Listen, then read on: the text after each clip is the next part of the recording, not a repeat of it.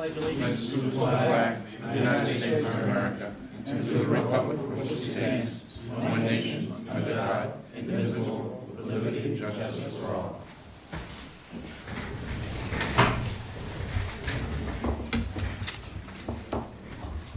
Okay, first on the agenda is the bond for the Barrett Farm. George Foster, our treasurer. George, if you would come down, please. And right after that, it's the land trust. I don't know if we're doing this a combination or one at a time. I think George is talking about the bond part of it first, and then Chris, you folks are welcome to come down.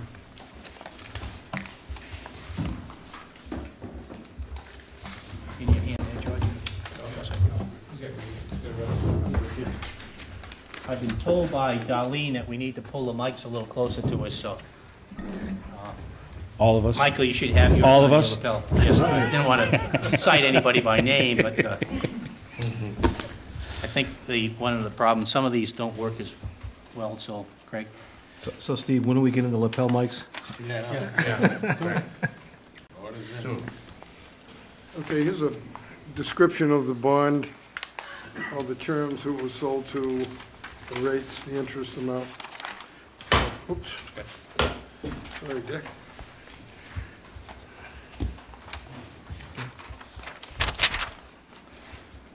Yeah, I'll get it, George. All set. Yeah, I think we're all set. You got one mic? Yeah. Now, this is for an agricultural preservation restriction on the Barrett property that's Right. down at the corner of Division Road and Crossroads. So, and this is the town's portion that you talked about for bonding purposes. $150,000 for the town, right? Which, briefly, the note will be dated on February 5th. When we get the proceeds, it'll be due on May 30th. The intention is for the hope is that CPC will pay it with a positive vote from town meeting. And if for some reason they didn't, the town would still be supporting the APR restriction, and we would do it through Agricultural Preservation Open Trust Council, which was the commitment to the Agricultural Trust Council, but we didn't want to borrow the money if we could use CPC monies for this purpose. Right. So, Pretty much. So the first thing I've got here is the note that to be signed. This is the actual note that'll the purchase. Right where the blue is, if gentlemen could sign that. any questions on this? I'd entertain a motion first that we approve moving forward in this So moved. Second. request, for, which is the recommendation of the treasurer. Right. And what we're looking at for the audience, we're looking at an interest rate of 0.55. Can we get this for our own home mortgage as well, George? You mean you don't have that already? And it's for $150,000 interest per unit, $263.54, total interest, $263.54. Right. So basically, we talked one time, Michael, about what the interest would be if CPC takes this over after a favorable vote at town meeting, and the additional cost would be $263.54, if I read this right. Right. So we would bear that cost. Well, The we town could- would bear that cost, not CPA, right? Well, maybe we can convince the trustees, maybe or the land trust to help us out, but right now, somebody's going to have to pay $263. We do have short-term interest on the Yeah. budget. So we- Quite frankly, one of the sources could be the administrative account from CPC if they were so inclined. It's not a big amount, but maybe they would be willing to do that based on the timing. So all of the consternation that we had last time about the order in which these things happen, that's all been ironed out, and we're, My satisfaction, yes. okay. In contact with the DOR and bond counsel and our financial advisor, so. Do we have a date for the closing? Could land trust or trustees? We're looking at the next, we don't have an exact date yet. We're hoping either later this week or hopefully early next week. Are you confident that the community preservation regulations allow us to cover after the fact? Because I thought that was one of the points before in terms of the coverage, that we would have to have the vote at a town meeting before we could enter into an agreement. I know George and the CBC have looked into that, so they would be able to speak to that better than I would, so. Well, you have some responsibility, hopefully, on this as well. I mean, we want to be fair to the Barretts and try to get this deal done, but unless, I mean, the trustees have been working with CPC for years on these kinds of deals, and we know that, at least in the past, the procedure that's been accepted by the state is that you don't have a closing on property until you don't pay after the fact with CPC money on this kind of situation. You know that. So have you researched that at all, or? We essentially, defer to the, the CPC and the town is the ones, authorizing the transactions. So we definitely, defer to their, additional knowledge on that. So we've been following their lead on that. Well, then, Michael, I guess we haven't solved the problem. I thought we had. So I guess that still could be an issue, because my understanding is that CPC funds are limited. They certainly could support this effort, but I don't think, unless the law is changed, that they're going to be able to do it after the fact. So if going forward, I think we need to, and I would still support this, but I don't think we're going to be using CPC funds. Well, this action stands on its own. Well, my understanding I was think it does. we approved the initial bond for the agricultural preservation restriction for the funding, the bond, and we pursued this option with CPC funding. So it's coming back to us because we want to pursue this other option, but if for some reason we can't pursue this other option, it defaults back to our original vote. That's exactly the case. The only thing that you left out was the fact that this whole thing was initiated last summer, and I see some people in the audience from the Agricultural Open Space Council. And I'm a member of that council, and at that time, we voted to say, please go to CPC to try to get the funding. We were anticipating the fall town meeting for that funding. It never happened. And I talked to Chris personally, and I suggested the timing of this, it would be critical if we're going to use CPC monies for it. What I'm hearing tonight, and you're right, that we recommended as a committee to suggest we be a fallback position, with the idea that if CPC wasn't favorable to this, but it wasn't even presented to them, and it won't be presented to the voters until the annual town meeting. At best, that's very sloppy, and it could require that the town now have to bond for something that we could be using CPC funds for. That's what I'm concerned about. And I don't think it is clarified then, based on what I just heard from the trustees. And it's unfortunate, because it should have been, and could have been. There's no reason we should be in this dilemma tonight. My understanding of this, and just trying to make it clear for myself and maybe people at home, is we're taking this bond out in anticipation that CPC will give the money for this, and that the town, at town meeting, will vote it from CPC money to purchase this. If for some reason town meeting says, no, we don't want to fund this, the town is still on the hook for $150,000. It's kind of going backwards, and that's my dilemma. Well, correct me if I'm wrong, but as a town, we've said that we want to bond these kind of activities, and we have a bond. What's the total? 150. How much? 150. 150? No, what's the total allowable on the initial town vote? Well, Borrow up to it's $1.5 million. million and a half. So this is money that has been pre-approved. Now, whether this is the right way to do it or not, it's a different question, but it seems as though all of our boards are telling us it meets the criterion. It's just, could have been done differently, and we could have used more readily available and plentiful funds out of CPA. Yeah, but I think what we're hearing here, and I think we all agree in different ways, which is we've appropriated the money, we've agreed to do this, and we are now seeking a more expeditious way to pay for it. And if that doesn't work, we go back to the way and the mechanism we devised in the first place. Yes, the only thing that I guess we're not recognizing is the reason it didn't work is it seems like we didn't take the initiative to make it work. We just let it go through a process, and that's why I described it as being sloppy.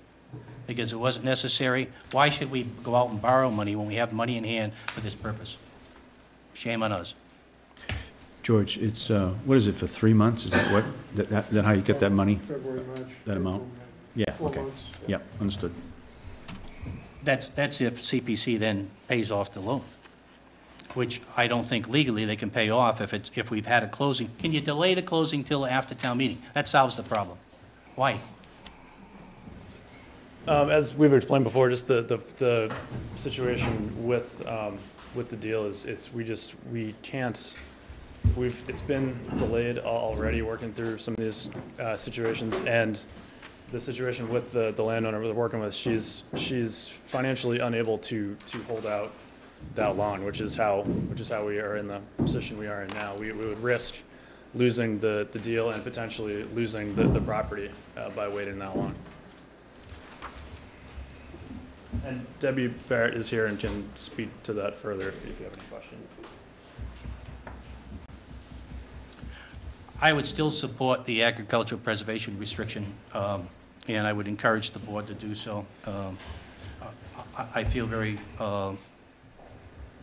disappointed that we're at this point, but we're going to have to make sure that we have a complete understanding, Jack, going forward with the trustees, and that they understand. They've certainly done enough in transactions over the years. They understand the procedure for town meeting action.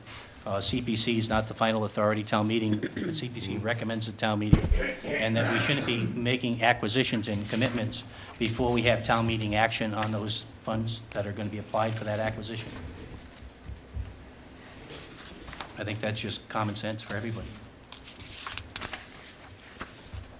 So what's the pleasure of the board? We have a motion and a second. Any other questions, comments? All those in favor? Aye. Chair votes aye. So is it 4-1? Did you support? Yes. 4-1. 5-0. What reserve, It's I unanimous. support it. Right. Okay, so let's pass it around. We can Start sign off off, with the George. note. Yep.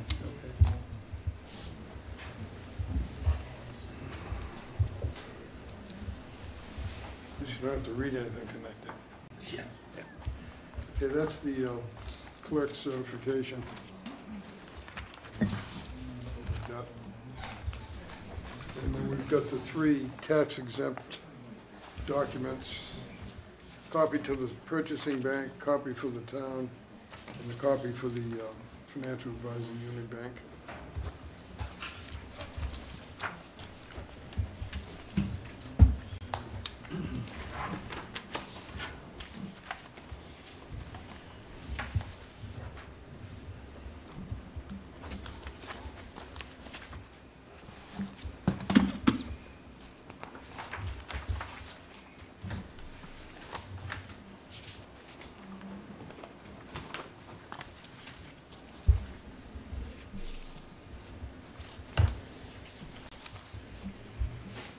On a semi-related subject, the fire chief tells me he's going to take delivery of the fire truck that we've committed $400,000 towards on about February 10th, so I'll probably be in to see you guys in the next few weeks to do this all over for that one. Yeah. It's all committed, it's just taking down the money.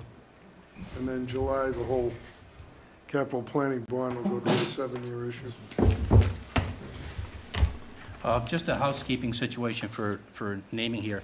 On the agenda, we have the Westport Land Trust, and Chris spoke on behalf of the Land Trust or the trustees' reservation?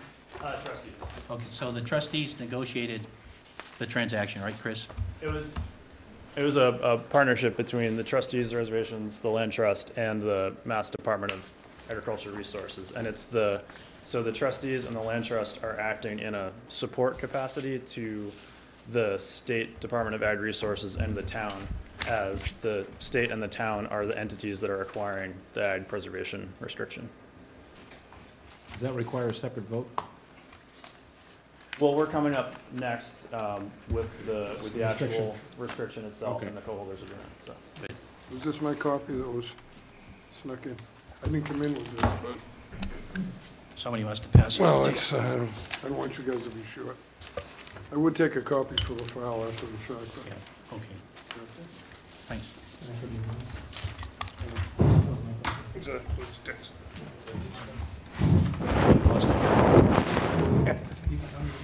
Is it, Thank you, George. thanks, George. Is it, Chris and Brian, folks, Debbie, congratulations, thank you.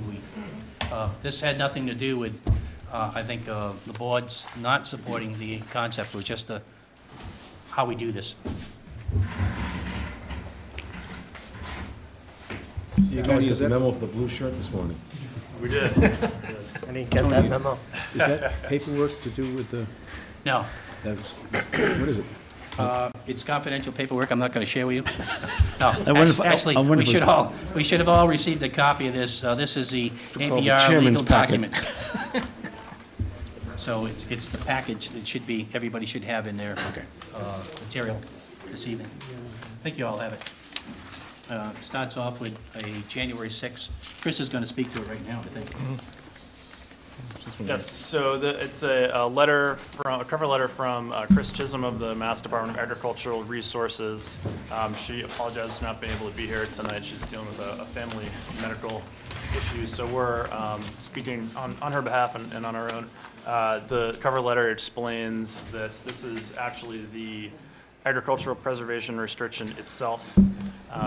It's signed by the grantor, which is Debbie Barrett, and the grantees, which are the state and the town. So we're presenting that. And there's also what's called a co-holders agreement, which is signed by the state and the town. It just explains the kind of logistics of how the two parties co-hold the APR. Part of the responsibility in co-holding the APR is to make sure that people live up to the requirements within the agricultural preservation restriction. So the land trust in this case would be monitoring to make sure there, no? It's the state, the The Department state of would, Ag Resources monitor. annually, yeah, they annually monitor all their ag preservation restrictions. So if we have a double check on this one. If it was something that, let's use a conservation restriction, then whoever is going to be responsible would monitor it.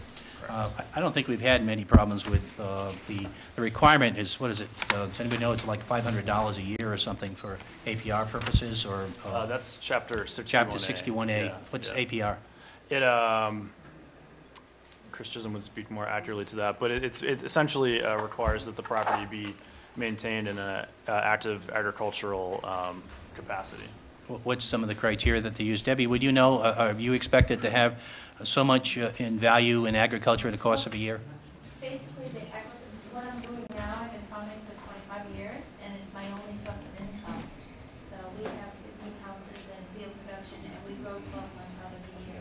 And the document speaks to, you know, the definitions of what meets agricultural use and, you know, what constitutes, you know, abandonment of farmland, which is, you know, not allowed. So that's all explained in painstaking detail in the restriction itself. So is there some minimum required in this document for the amount of earnings that would come from the property in the course of a year to stay under the agriculture? Once it's agriculture, it's forever, but somebody has to supervise and make sure something is happening in agriculture. Right, the idea is that the State Department of Ag Resources has a definition of agriculture that they apply across the state to all their ag preservation restrictions. I think part of that is the idea that what constitutes agriculture in 50 or 100 years might be slightly different from what constitutes agriculture today, and they want to be able to adapt to what's, you know, what the definition is at that time.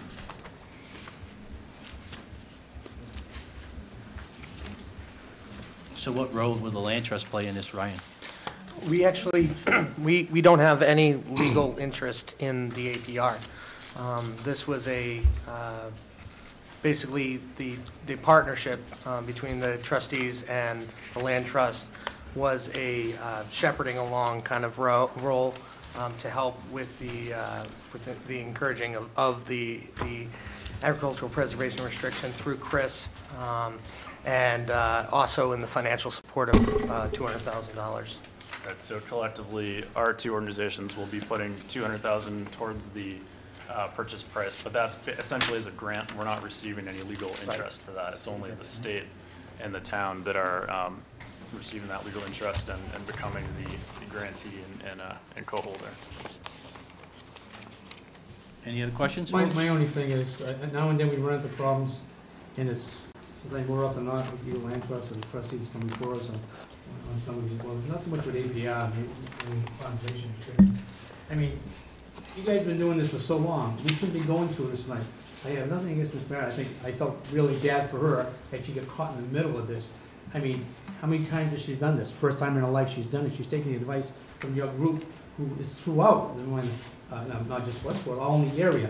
And you put this board in a position where if it would have been done right, the way it should have been done, it would have been so easy. And that's my gripe, and that's my complaint. I think you guys should have been a little bit more on the ball on this. Well, we've done our best to, basically what we're working with is kind of the schedule and the you know, the public, you know, regulations regarding ag open space funds, CPC funds. So we do our best to understand those as well in partnership with, you know, the town that would, you know, would be you know, subject to those rules and regulations. And the timing, you know, we did our best with the timing of the deal, and part of why the Ag Open Space Fund is available is the realization that projects don't necessarily line up with when, you know, annual town I meeting understand is, that, but that's important, that you have to make it. So no, if you don't make the spring, the annual town meeting, you can make the special town meeting. You got basically 2 town meetings to deal with. And if you can't go in between, you gotta wait for the next one. And I think it's wrong to put this board in that position. But I think this board and this town don't make it easy to do business with the town. We don't have a full-time staff person. We have no one staffing the CPC. And so what happens is, when you try to do something as nuanced as this, you have to navigate an incomplete bureaucracy. And I think that, you know, we should share in that responsibility, because we're part of the problem. I would agree with that, except it doesn't apply this time, because I spoke to Chris. We have people from the Agricultural Open Trust Council in the audience. That group had talked to Chris in this summer to gear up for a fall town meeting. Chris spoke to CPC in the fall with that, but I guess the timing of it became less of an issue. by the time we had the project to a point where we could go to the CPC to present it, we were informed by the CPC that it was too late to bring it to the special town meeting. And that's where I think it fell down. And it's unfortunate, because it could end up costing the town money that we didn't have to be borrowing. But my point is, we don't have any staff assigned to CPC. No one can pick up the phone, talk to somebody at the CPC, and say, what's your time frame? You have to wait for the monthly meeting and go before the committee. What my point would be, then we just coordinate a little bit more, and the trustees or the land trust take some initiative, and we talk about an appropriate closing and what the town would need for time frame to make that work. That's what the Agricultural Open Space Council said this summer. And I think we were taking the initiative. We called a couple of times. I called Chris in the fall to try to coordinate it as well, to say, look, we can get this going. Let's not delay this. Now, I thought that the closing was going to be before December 31st. That was the information that I received from these 2 agencies. And then since that time, it's a January one. Now I've been told it's going to be in the next few days. I asked the treasurer earlier today, and he wasn't quite sure, but he didn't think it was in January. Now I'm here, it's going to be in January. I think it's, you know, we'll take some of that responsibility, but even with limited staff, there's no reason we should be here today dealing about this, talking about this way. There are other ways of funding this. Excuse me. Has anybody from our office reviewed this contract? Jack? Because we just got it tonight, right? No. Came in a package, I think. That was in a package, We- Diane, I wasn't it? mean, Yes, it was.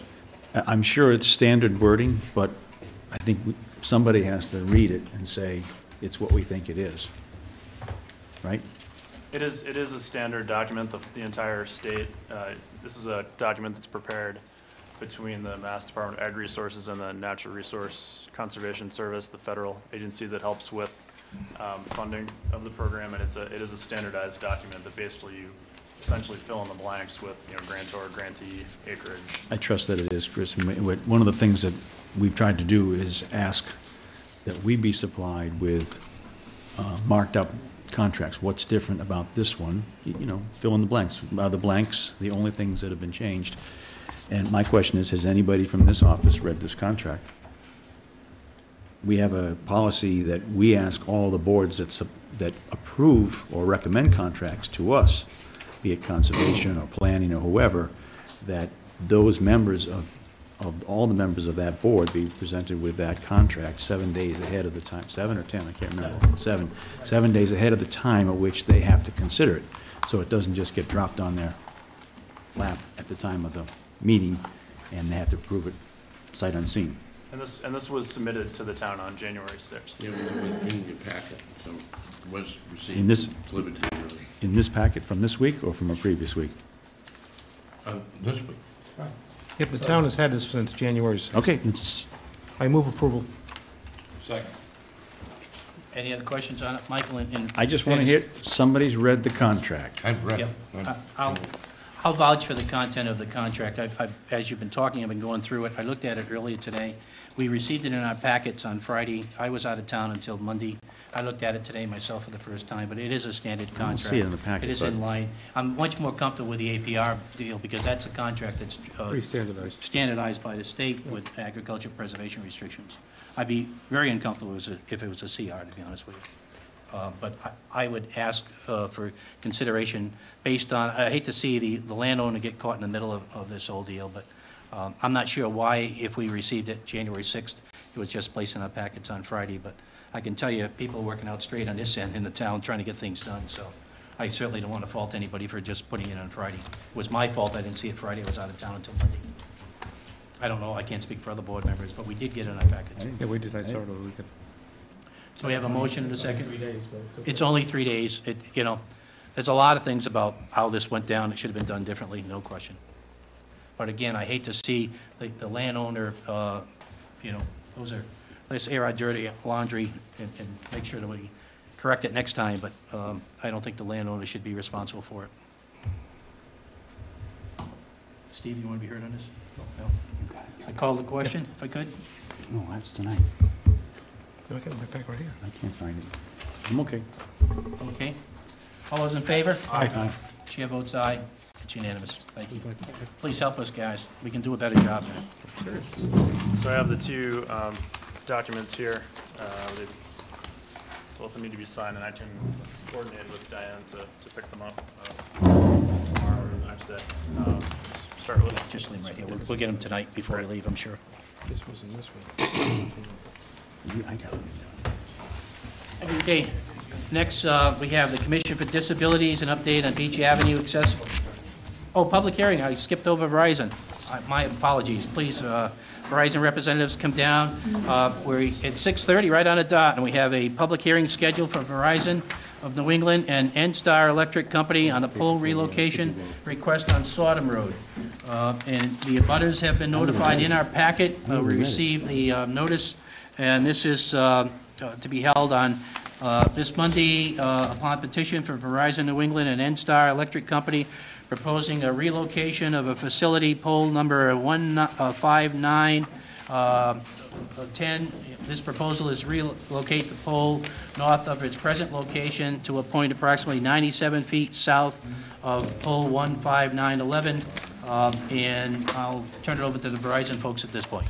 Hi, I'm Carol Ann McCarron. Push that closer. The mic closer to you, maybe.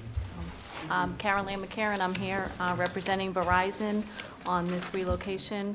It is in order to accommodate a private way that will be put in and requested. Any abutters here?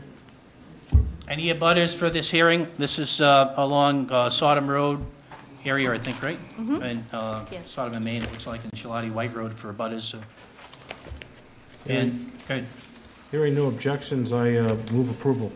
Second. Pretty routine. All those in favor? In our packets, by the way, we can see the private way coming off of Sodom Road. This is next to the Orr property, and you can see where the diagram is for positioning the pole. So it's to provide service for that expansion down in that area. Okay, all those in favor? Aye. Chair votes aye, it's unanimous. That's a short Thank you hearing. very Thank much. you. Good luck. That's not in the packet. Okay, we're a little bit early. If the commission is ready, we'll invite you down, and we can do some other business, but this is a request from the Commission of Disabilities and an update on Beach Avenue Accessibility Project, collaboration with the Beach Committee, and a request for proposals for engineering and funding.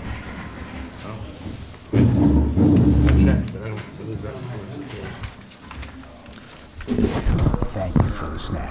How was the skiing Thank you trip? for the Christmas. Fantastic. I turn it over to Elaine and Michael. Well, thank you for another opportunity.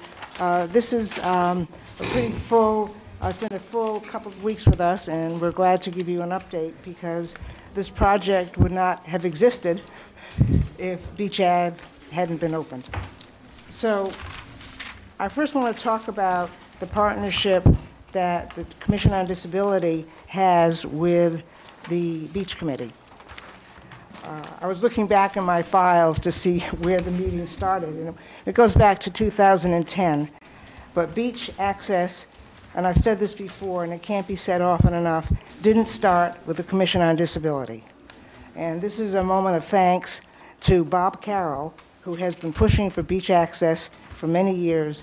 And when I first showed up at their meeting, he gave me the manual from Coastal Zone Management, where it talks about access and barrier beaches. So that's where I really started to learn about it.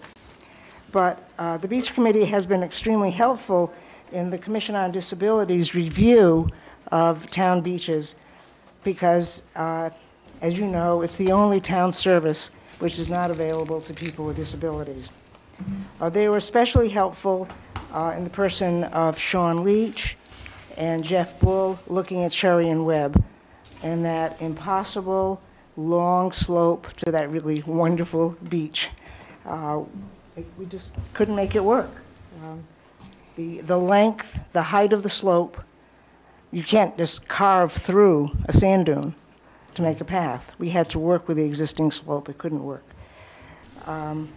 We met with, Sean and I met with the former commissioner of DCR to talk with them about what they had learned in engineering at Horseneck. Useful, but not, we couldn't apply it immediately to Westport. Well, moving forward, in 2012, after the selectmen had decided to reopen Beach Road as the public road, the Beach Committee was given the responsibility to come up with a management plan. And in that plan, which had, a lot of steps, I have the outline here, and I worked with them. The Commission on Disability was responsible for coming up with the access survey, the access plan, and the access installation. And I really want the general public to hear that because this is a long-standing partnership.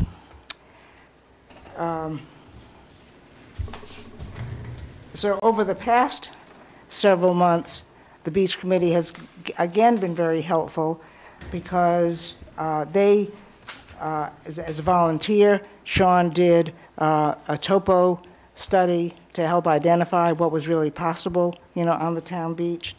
When we had a representative, a landscape architect from DCR, came down to meet with the commission and Concom and the Beach Committee to look at what was available. We had some good information from the Beach Committee, and they were there. We've been moving forward with them and started going to them with the concept for the proposal that we would bring to CPC. I'm a fan of CPC. They do things for the town that the town can't do out of its own budget. They provide some of the extras, and accessibility has been always been important with them. So we were able to, with their input, create a proposal which we first brought to CPC at their December meeting, and they sent us away with about 5 or 6 questions that needed answered. They're good stewards of the environment. They know that this is an area that one just doesn't plop something in. They wanted, some good information before they would vote on it. And at the January meeting, which was the 16th, after a pretty good discussion, they voted to recommend it for funding at the town meeting. I wanted to talk a little bit about that and the time frame, but let me just go back to my notes because I think I skipped over something. Oh, I'm sorry. I just want to go back to something that the Beach Committee reminded me of. The Nubble, as we're calling it informally, is not yet a town beach. I hope that And I think this is something that you can address in the near future. There has to be a vote of the selectmen to make that property a town beach. So I was reminded of that by the beach committee. So for a future, So why hasn't the beach committee, or shouldn't the beach committee be taking that to us? I well, mean, I don't mind making no, that vote. no, but I no, mean- no, I don't mean, well, I'm sure they will. I was just telegraphing that in advance. You'll be hearing, from them. This was just a reminder that it is not yet officially a town beach. Okay. So, about the time frame for the request for proposals. The request for proposals is a really important opportunity for the public to give some input to the Commission on Disability. We'll post a meeting that will take place within the next couple of weeks. It'll be a regular time on a Wednesday afternoon from 1 to 2:30, where we will be opening up the floor for public input about some of the criteria that should be in the request for proposals.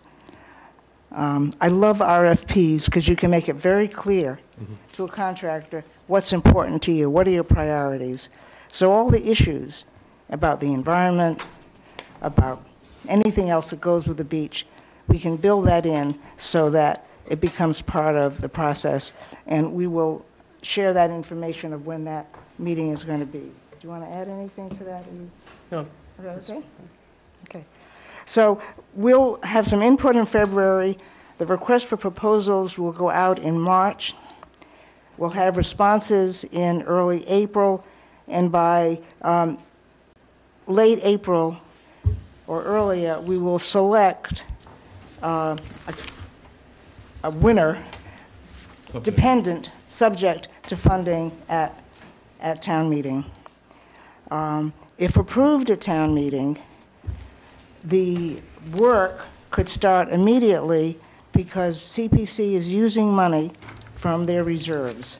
They don't have to wait until the beginning of the fiscal year. I learned that the other day. So that gives us a really good time frame, because many of the questions that CPC wanted answered and went forward with modest information can only come once there's some feasibility work done, once the engineering really starts.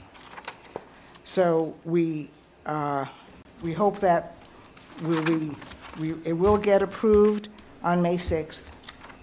We'll have somebody named. They will help provide us with some information, in fact, for the town meeting.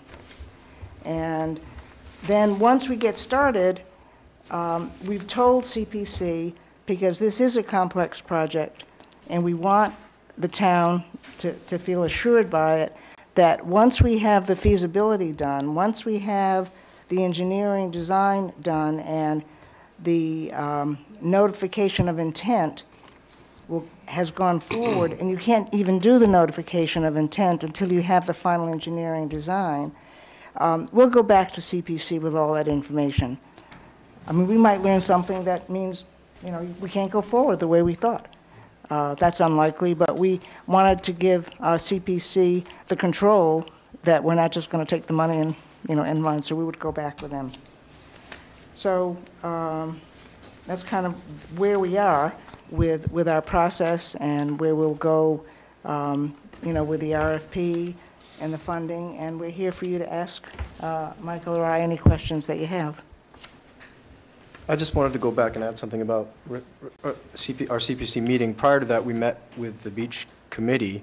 So I saw that, and I would encourage members of the board to look at, both meetings have been taped, both the beach committee and the CPC, so what they're referring to, you can see the discussion that took place at those meetings. It's pretty eye-opening. We were very close to having a vote between the Commission on Disability in conjunction with the beach committee with respect to safety moving forward, and unfortunately, we were running out of our time slot to get to the CPC meeting, and it was interrupted by a member of the public, and so the vote didn't take place. But just wanted to assure everyone and sort of clear the air that the beach committee has been working with us very hard for this for quite some time, and long before we even came into the picture, this was being discussed by them and worked on, and we're here as a resource to help them and the town move forward with this project and make sure that everything gets done according to federal and state law.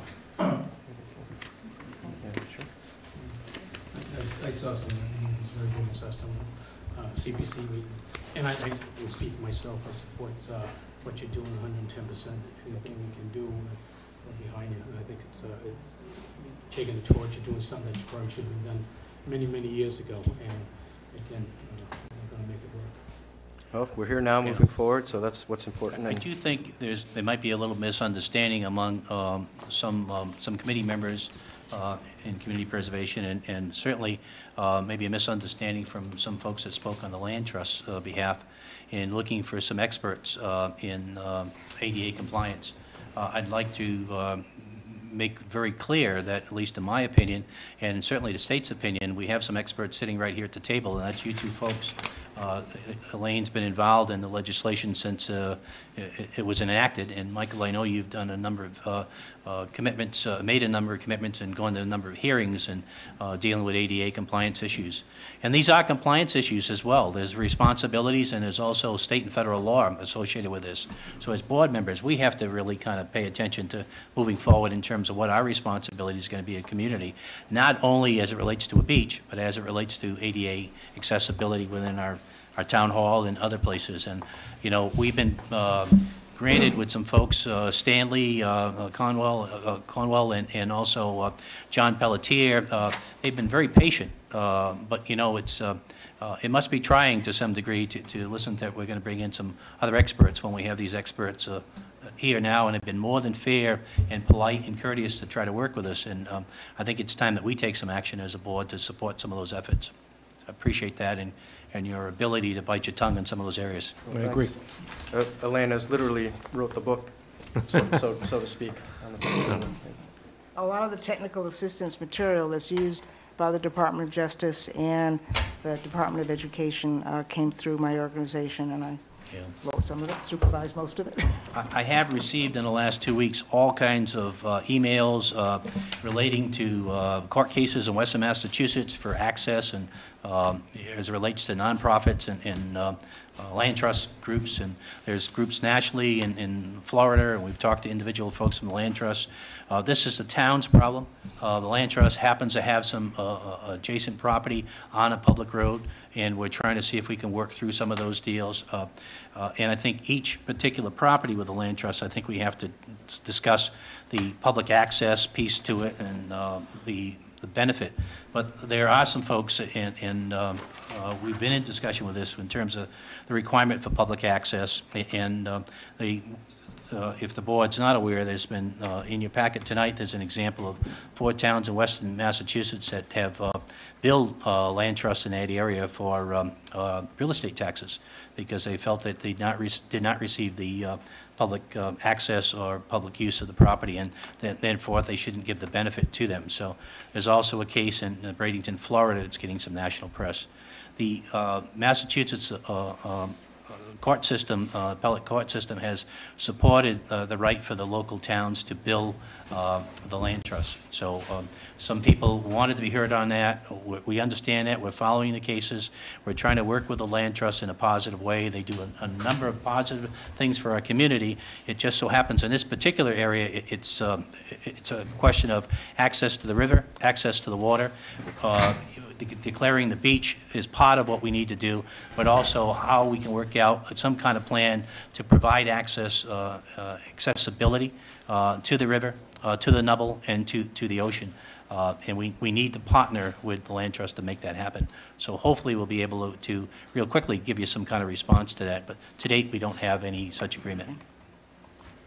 And we have volunteered in our proposal to the Land Trust to provide them with some technical assistance to help them meet their requirements under the Americans with Disabilities Act. So have we gone on record in support of the Committee on Disabilities plan for this? Yeah, we did two meetings ago. You know, Okay. I think some other boards are still confused with that because there's not only support, there's a compliance issue. Right. Right. And I think that we need to maybe almost move it to another level not only in this project, but other projects. I think the commission has been very supportive of trying to be fair to the town and working through the process. I dare say if you're in a handicap situation, or if you're, right now, you're trying to use a handicap bathroom in the town hall, we'd have a problem identifying if we had one and if where it was. That's not acceptable, okay? Those are things like that. Now, so this isn't just the land trust, whether they be willing to provide some space, it's how the town handles it. It's our responsibility. It stops at this desk. We've got to get more proactive in how we're going to do that. But we do need to reach out to the land trust if they could help us, because we have provided some tax-exempt property in real estate purposes. We understand they may have a different situation down there and how they receive that land and what the responsibilities are. But that doesn't take away if we're going to be providing exemptions in real estate for conservation restrictions, that we see some kind of response back in terms of access for the public. So we're asking for cooperation now. So I think I would move that we direct the chair and the town administrator to construct a letter to the board of directors of the trust, copy the beach committee, with respect to the items that you've discussed this evening, Mr. Chair. You have a second? I mean, basically, that could be as simple as having some matting and make a direct flow of traffic over the property. But I think we also just need to communicate directly, not Yeah. indirectly. No, I couldn't agree more. Do you want to speak to it? I just want to say something. I've been reading the reports on the Hawley case, and there are two significant issues that should be mentioned. One is not only access by the public, but widespread communication that these properties are open to the public and that the website is used to communicate it. And especially in relationship to the ADA, the whole idea is like, know before you go. You know, make sure people feel welcome because it's announced on your website. And that was cited, you know, as part of the deliberation process in those cases. Yep. Okay. Brian, did you want to? Yeah, if I may, I just wanted to say that our intent is to be in full compliance of the law. And Elaine has brought up some great issues, and we're looking forward to working with her to resolve those issues. The website is a perfect example, and we're working on how to establish where would be appropriate places for different methods for access. Thank I look forward in the coming months and years to be working with the Disability Commission on that. We're hoping we get it down to weeks in a month, maybe. In this situation, we're doing our due diligence and trying to do Understand. it as quickly as possible. Thank you. Understand. We have some moral and legal obligations as a town to provide access and accessibility. And also, as a town, if we're not charging for real estate taxes, we have a responsibility in why we're not charging for real estate taxes. So the assessors are tuned into this. Again, by the emails that I've received and the examples and the newspaper articles, and Jack and I just spent 2 days with the Mass Municipal Association. Steve did as well. And I talked to a number of folks in Western Massachusetts, and there's some people that feel passionately about this. I don't think the board has taken a position that we're anti-land trust at all. But we do need to address this particular issue, and as issues come up with conservation restrictions and so forth, we have already gone on record as we want to see some kind of public benefit. We're willing to, and we want to be partners with the land trust, with trustees going forward, I think, as a board. I've never heard people say contrary to that. But at the same point, we do have responsibilities, and what's that mean in terms of public access? And as Diane has just described, the criteria that is used by the appellate tax board when they look at and review these cases. So we're all strapping for funds here, and in some cases, we certainly can point to properties. The one that comes to mind is the Nokachoke area and the Forge Pond, and the partnership that we've had in the walking trails with the land trust on there. It's a fine example of how we've reached out and tried to communicate that to the public. It's just that in this particular case, we're looking at a long responsibility. You mentioned going back years with the commission looking at beach access.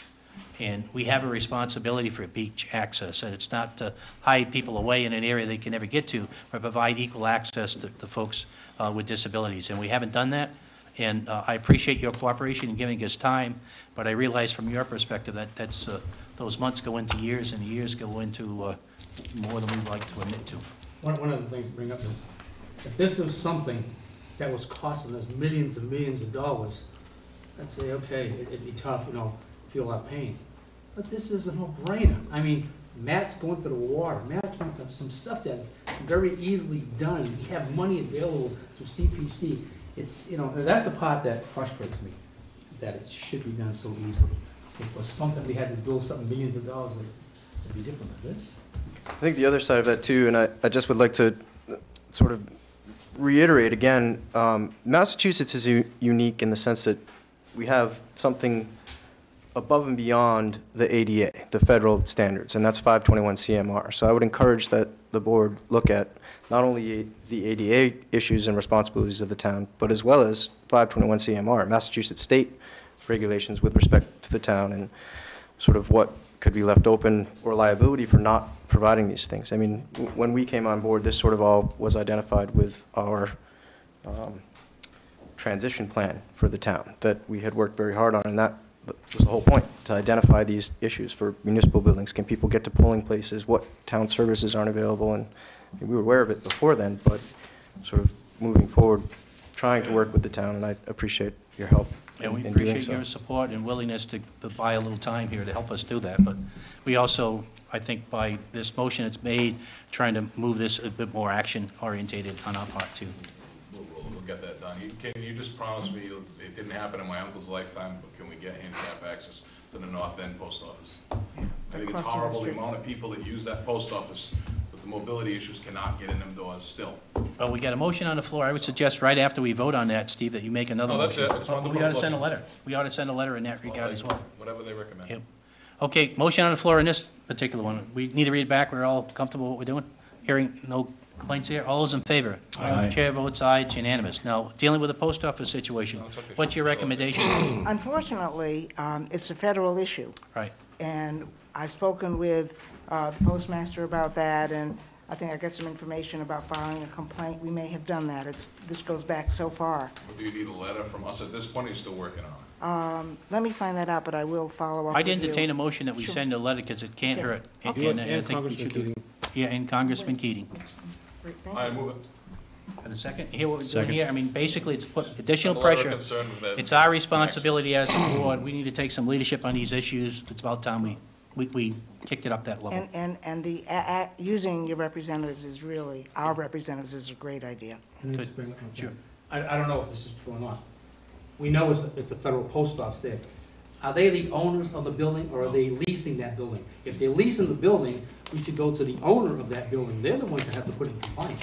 Let them worry about that, Dick, though, Right, because. but what I'm saying, send the owner a letter. Over the years, I've had, where I've leased buildings from towns, and I've owned buildings from towns. Regardless, if I'm in there serving the public, I should provide handicap accessibility. And the law doesn't necessarily distinguish between the two, but whoever's in charge of it is responsible for it, and let them figure that out. Well, just, Michael brought something to the attention of people at the Central Village Post Office, and they made a change. Yeah. They worked on it, Yeah. yep. Because what happens, they'll pass the Come ball back. back and forth, you know? I even send her out of town stuff, that aggravates me. So, if anybody goes to Truesdale Clinic in Fall River, take a look at the ramp that goes to the x-ray department, that everybody in a wheelchair is going to. It's about 100 feet downhill straight, without any zigzags. You literally have to have two people hold the chair back. So, Just need a lot of work out there. Just to publicly say, Yeah. it's not just tasked to the Disability Commission. Anybody can file a complaint.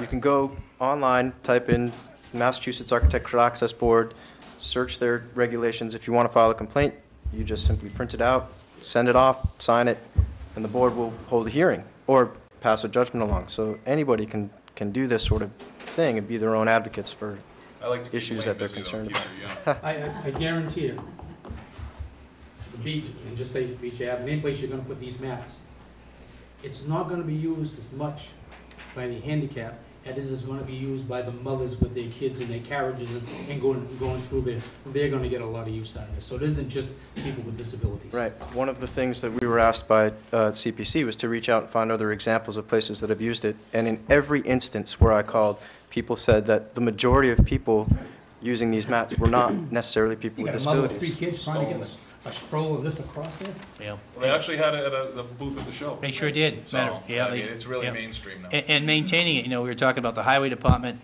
maintaining it. You can use a leaf blower and clean, it's, you know, you could have anybody pretty much do that at that point. So it's not going to be that difficult, you know. I don't think it's going to be that difficult. And even if it is, it's our responsibility to Make it do it. work. Well, thank you. Motion and a second. Any other comments, questions? Hearing none. All those in favor? Aye. Chair votes aye, and the letter will go out to the post office. See Steve Willett for details. Okay, thank you. Thank you. Keep up the good work, folks. Okay, next we have Chris Gonzalez, acting highway surveyor, request for deficit spending in snow and ice. I don't know how he went over his budget. I'm going to stand in for him, Mr. Okay. Chairman. He got called away on a family emergency. Oh, He's here, really gone. Yeah, he was, yeah. yeah, he's been here all day. Yeah, okay. So why'd you go over your budget on snow and ice? I know. You have to isn't it work an within awful thing? budgets. Even- This is the latest update on snow and ice cost to date. There was an article in the Herald News, by the way, I think in the last week or so. Pretty sure it was a Herald. I'm trying to get the Herald News credit for something, Mark. But I think there he talked about area series, cities and towns and how much they've spent in snow and ice. There wasn't anybody even close to Westport. We were way down in terms of our budget being number one, and secondly, actually how much was spent compared to other communities. I wanted, And we also compare favorably against ourselves in the last several years. We sure have. I mean, I will Big say time. that Chris has done a great job of Big holding time. down costs. Big time. he absolutely has, and what he's He should done, be commended for that, because I've been looking at numbers for similar types of snow that were astronomical. right. I wanted to put 150 as a minimum. We've made a special effort, and he's responsible for carrying it out, to try not to call in outside plows, and to do as much of it as possible in-house, to keep the costs down. Well, as you can see, we're over 125,000, and growing. We budgeted 70,000 this coming year, and we'll be talking more about that later. But there's a need to get both the Selectmen and the Finance Committee, as you know, to vote authorization to deficit spend. And that's what he would be here asking you to do if, Make a motion that we allow the highway surveyor to deficit spend office snow and ice. Second. And I think I want to amend that to provide periodic updates to the board through the town administrator in Yes. terms of where we stand. yeah. Jack, what is the total on the first page? The total on the first page is that 110,000, but if you see, No, the 52,792, what is that? That's not the numbers above. oh, no, it's not. Not sure what that is. Oh, but no, if you maybe take it's a look at- 31,000 for rock salt. Okay, no, that's, Yeah. yeah, that's it. Yeah, I think what it is, Michael, is that was a year-to-date at that point, and then Got they it. had the additional storm. Got it. And so what's attached in the pencil total is 125,046.20. So I guess all the surplus is used now, right? Because we had prepaid 50,000, remember, or whatever it was. Yeah. So, Yep. Yeah, and our budget going into the year was 70,000. We normally spend a couple 100,000, 250,000. 200 and, So- yeah, at least 2.25. But it allows us to deficit, you know, we legally, we can deficit spend in snow and ice, and that's what we're doing here, folks. So we have a motion and a second with the amendment of, as we get additional storms, that Chris submits the bills, just so everybody's on the same page, and we're comfortable with that. Any other questions? Hearing none, all those in favor? Aye. Chair votes aye, it's unanimous. We need to go back to Beach Avenue. One of the things we didn't do was talk about, Chris was supposed to be talking, we had received a letter in our packet. We had a discussion on Beach Avenue. I guess the folks have left, but it talked about emergency access and gate removal. And we received that letter from Chris. Do you want to speak to that as well, Jack? Yes. That was the other thing that Chris was talking about. Well, he was also going to ask you to lift the hiring freeze, so we're going to hire another. Well, let's do that one. Let's do all three. Okay. Yeah. Well, you have a letter with regard to emergency access and the need to, in Chris's mind, to remove the gate to provide for that. I don't have that right in front of me. If you Yeah, want to the read most, it. well, I don't have it either, but the most immediate issue had to do with the last tragedy that we had, and just, Yeah. it's another example of, making sure somebody's got a key to get in there to, just timing is critical. And as we heard earlier with the request for the ADA folks, if you're not in a wheelchair and you need to access and go around that gate, you can, and it's a place to do that. But if you're in a wheelchair, it's kind of impossible. So it does make it a little bit easier for the general public if it's not there. And it's the old argument of having a gate on a public road, whether you can justify it at all. I certainly Read would. Chris's memo. Unless people want to, I would entertain a motion that we remove the gate. I mean, he could do that as a highway surveyor anyways, but I think he's given us a courtesy. We remove both gates. He's voted for Cherry Web and also for Beach Ave. Is he, I don't Not think. a gate issue, Cherry Web. That's Cherry, right. I don't Cherry think and Webb, he's looking at widen the access. Yeah, I think in Cherry and Webb, it's a different issue. We need to get an emergency vehicle in there, and right now, it's very difficult to do that. but can we do it this time of year? Cherry and Webb, I think he has to deal with conservation and so forth Right, before it yeah. comes to us. I'm just talking about the gate at this point, the emergency access for the gate Why wouldn't situation. we want to leave it there, even if you have it open? Because it's a public road, and I don't think it provides access or from a safety standpoint under, the highway surveyor can do it without our permission. I think out of courtesy, I said, well, when he asked me as chair, I said, well, feel more, I think he could do it, but I would feel more comfortable coming before the board because there's been so much discussion about it over the years, but I think that it should be out of there from a safety standpoint, and just from a public road, having a gate doesn't seem to go together, I mean. Well, it makes a lot of sense to me, because if you have something going on there, you can close it.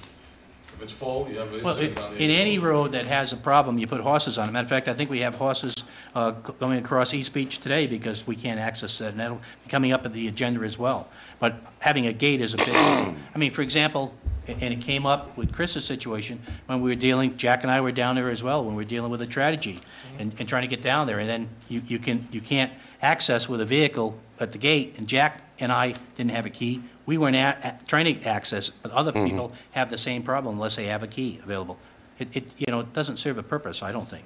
But, that's why we're bringing it before the board. He could do it without our blessings. I would ask that we give him our blessings as well as a board. Should we just lock it open for now until we figure out what we're gonna do down there? We don't have a gate on any public road in the town of Westport, do we? Why would we have one on this one? Yeah, we have Cherry and Webb gated off, so nobody can go down there. We had a lot of incidents. On the public road. Correct.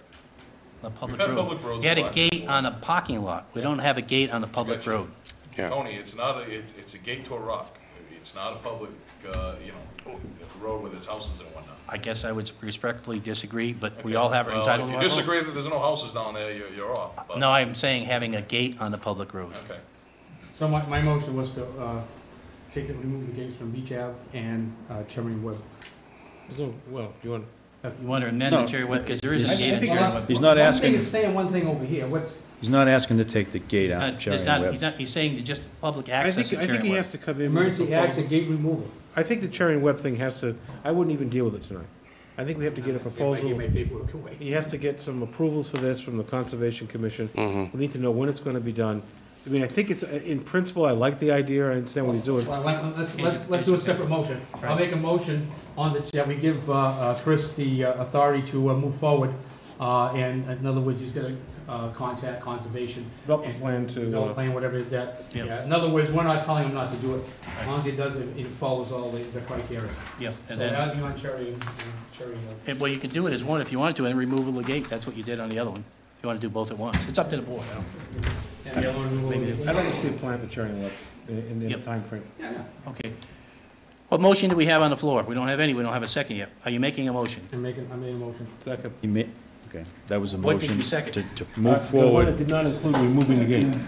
Okay. We did just Develop a Cherry- plan, Develop the plan. For Cherry and Webb. Cherry and Webb. Okay, so we're doing the Cherry and Webb one first. You want to see that? Yeah, I mean, we've got no plan, he just wants to widen it, so I'm. No, he's got a plan to talk to conservation to widen it so emergency vehicles can get down to, No, Steve, we're not acting on his recommendation tonight. We're asking him to come to us with a plan. Okay, I agree Okay. with that, okay, thank you. that's for Cherry and Webb access road. Okay, all those in favor? Aye. Aye. Chair votes aye. Okay, I'd entertain a motion on the second one to close the, to take the gate out. I make a motion on Beach Ave that we remove the gate that's there now on a public road. Do I have a second to the motion? Well, hearing none, Well- the chair votes aye to get it on the table, folks, because we got to talk about it. This is the public road. The highway surveyor can go tomorrow and pull the gate. He's asking courtesy, if you people don't feel that the gate should be pulled, that's your prerogative. As a chair of this board, I certainly felt that he was certainly within his bounds. I don't know of any highway surveyor who's asked for permission to put gates in town that we've got involved Well, in. he's acting, and we're the supervisor, so I would think he'd ask. That's why I've asked him to come before this Very group. good, yeah.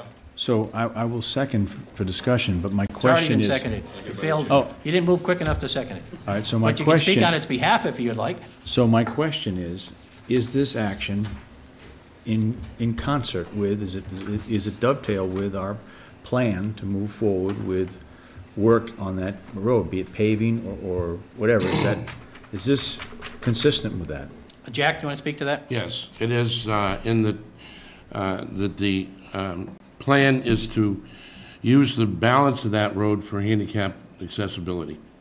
To use, put down the mats, to periodically grade back the sand to a harder surface so that handicap folks can, the eventual plan is to drive down to a pad at the Nubble where there'd be 2 handicap parking spaces. And let me remind the board here, what Chris was requesting as the acting highway surveyor. For accessibility for emergency vehicles, the gate should be removed so emergency vehicles have access to the way to the Nubble because this is a public roadway. The road needs to be maintained routinely during the entire year. Again, emergencies at the beach don't always happen during the summer months. No one should be waiting for keys or bolt cutters to unlock a gate in a safety situation.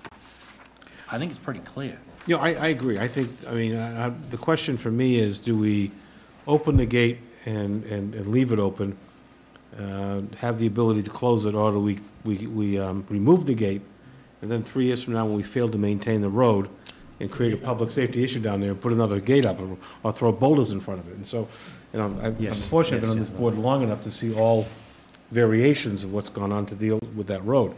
In theory, I support what we're doing. I support opening the road. I support unlocking that gate and keeping it unlocked. But do we want to sit there and rip out the gate and 18 months from now have a situation due to our neglect that we're going to have to put something in that road for public safety? Well, like what we did, the gate was at the beginning, I think, in Coates Road, and we just pulled it out of there and just dug another hole and put it over there. And nobody They'll take voted, it out of there, they'll bring it behind the DPW, they And- need it, they can bring it No, back. I mean, and nobody on this board voted to move it down to the other area and plug it in that. No, I area, agree. You know, but it was part of the maintenance and request to try to compromise with folks. Plan to move it down. But I think After the fact, it was already if we in. vote this way, it comes with the commitment to continue to maintain that road, to continue to clear it. Yep. To continue to develop the beach access as we've discussed. Most I would definitely. agree. This is not a passive activity No, No. to allow Not at all. emergency vehicles to have access to that area. Right. not at all. And to continue or initiate enforcement of beach stickers down there. That's the whole point. So I You think, gotta buy a beach sticker if you're gonna park down there. You can drive down there, but you can't stop.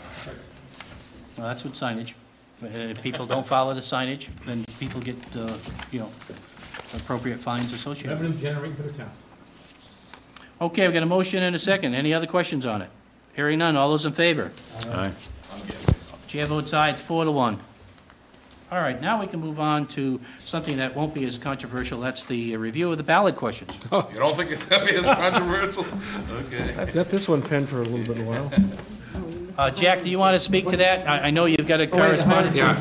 Go back to the Oh, we didn't do the hiring freeze, Jack. We didn't do the hiring Yes, freeze for Chris. Tony, any reason why the guy that put in the gate didn't have a key to it, do you know? Oh, I have no idea.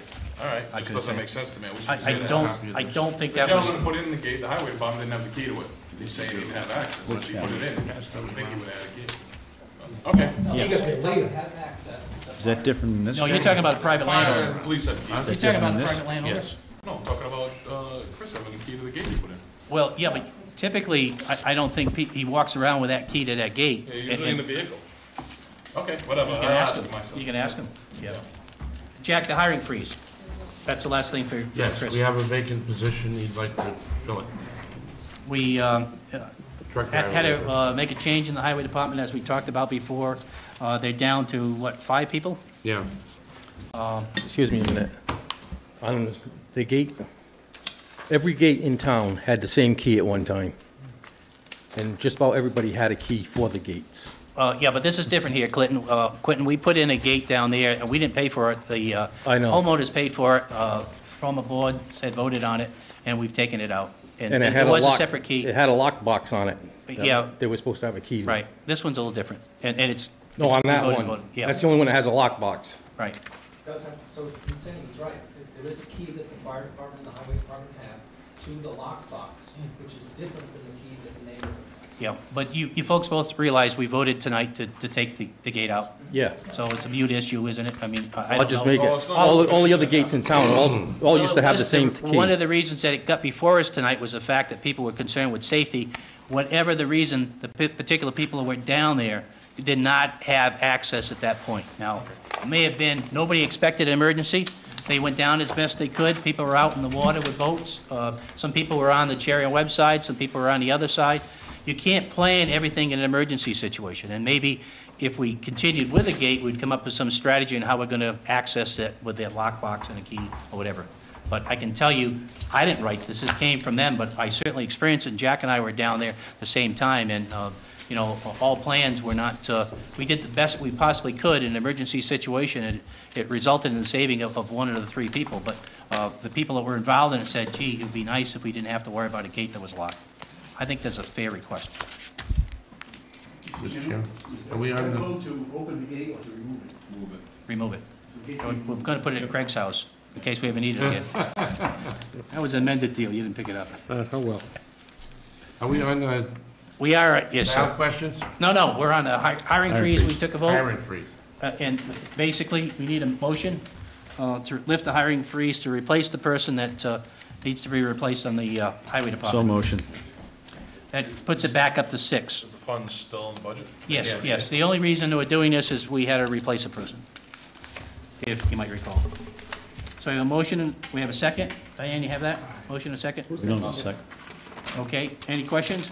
Hearing none, all those in favor? Aye. Chair votes aye, it's 4-0. Dick has left the room for a moment, so the vote was 4-0. Now we go to the, Jack's just passed out correspondence from our attorneys on 3 of the override questions, so Jack, I'll let There you are speak to them.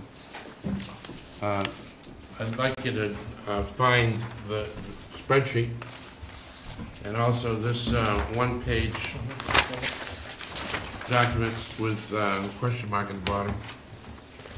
We received that tonight, folks, just as you came into the meeting, and it's, the spreadsheet.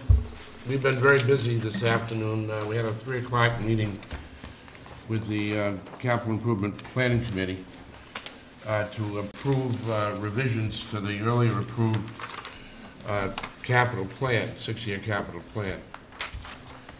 There were changes made on the school's priorities, and we also, in order to allocate the full amount that we set aside for town side on the capital plan, we had to discuss whether we were gonna add in some additional vehicles or a vehicle, and I'll tell you about that as we go along. You also have, I just handed out an email from Lauren Goldberg, and she's presented 3 items that represent potential ballot questions. And the first is an override question for funding a capital stabilization account. The plan here would be to ask the town meeting to approve an additional tax for purpose of $500,000 for purpose of funding a capital stabilization fund, from which the town would take funds each year to fund the capital budget. That would be supplemented by an additional up to $500,000 in free cash. And free cash is a variable, as you know, and so that might change in any given year. Okay, so the ballot question would read, override question for funding capital stabilization account. Shall the town of Westport be allowed to assess an additional $500,000 in real estate and personal property taxes for the purposes of funding the Capital Stabilization Fund for the fiscal year beginning July 1st, 2014? And the plan, if you'd go to the plan now, the spreadsheet. The first item in fiscal 2015 is $11,000 for the retaining wall at the transfer station, request of the Health Department, the Board of Health. That should be colored yellow, as well as the $7,000 item for the shellfish boat down the bottom of the page. That indicates that the funding would be coming from another source other than free cash in this year.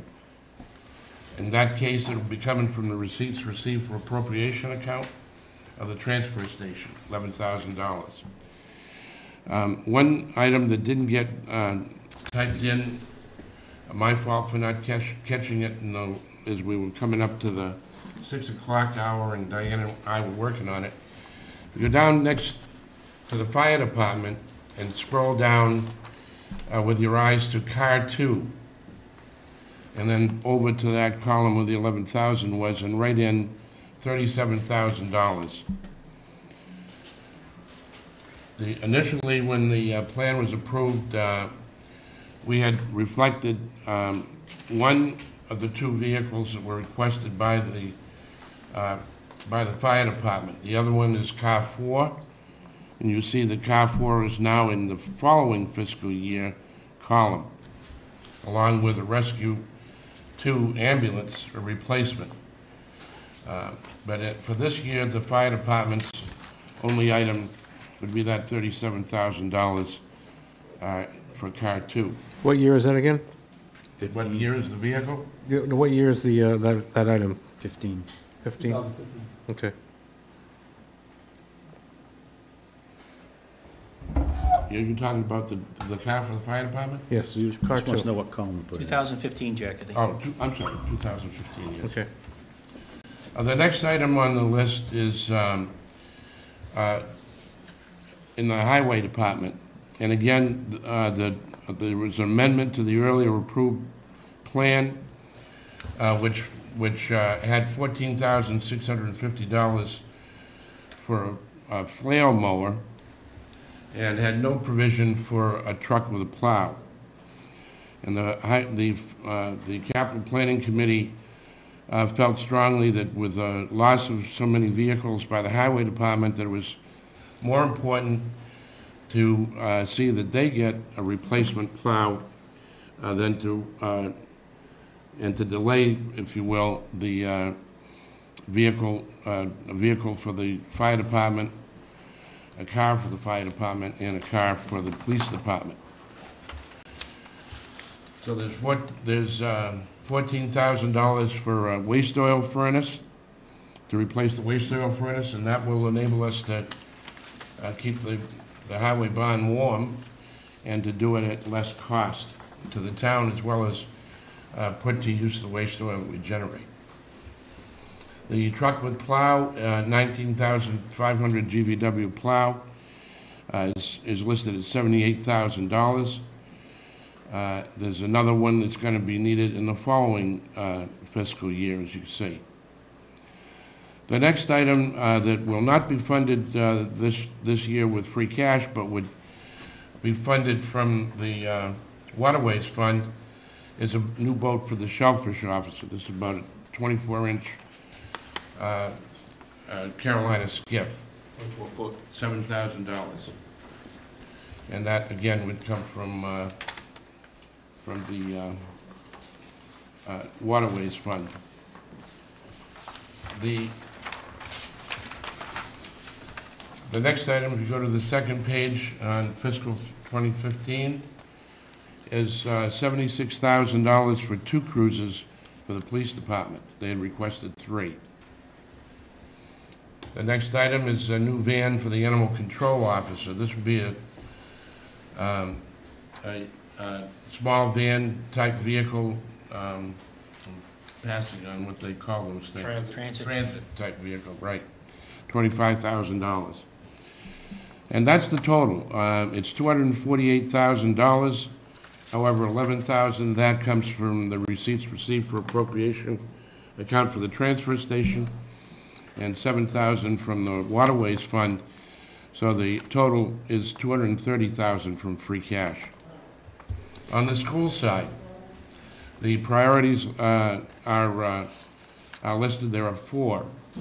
And the first is repave the parking lot at the Macumber School, $110,000. The second is at the the elementary and middle school, student desks and chairs, $25,000. The third is that at the elementary school, west roof repairs, $60,000. And the fourth is a new replacement well at the high school, $75,000, total $270,000. Again, the grand total then would be the town's $230,000 free cash, schools $270,000 from free cash, for a total of $500,000 plus the $11,000 from the receipts received account for the wall at the transfer station, and $7,000 for the boat. For the shellfish officer, a grand total of $518,000 under this year. So that's the 500,000 we previously approved as part of our FY15 budget. That's correct. Which is different from what we're going to talk about next. Yes. Okay. What we got? Well, it's only different because we haven't got a funding source for it yet. So this part of what we're doing here, we're charged by town meeting. We have a bylaw actually now from town meeting that requires us to have a capital planning committee, and they talk about the procedure for that capital improvement planning committee. And we have not been able to fund that in previous years because we've used those funds that were normally used for that, free cash or stabilization or, whatever, that's not operating related. And what we're trying to do this year is go back to the bylaw, try to get the plan in place, and try to come up with some kind of funding for that plan. Now, if town meeting votes not to do that, at some point, we're still probably going to have to do this somehow with some of these issues.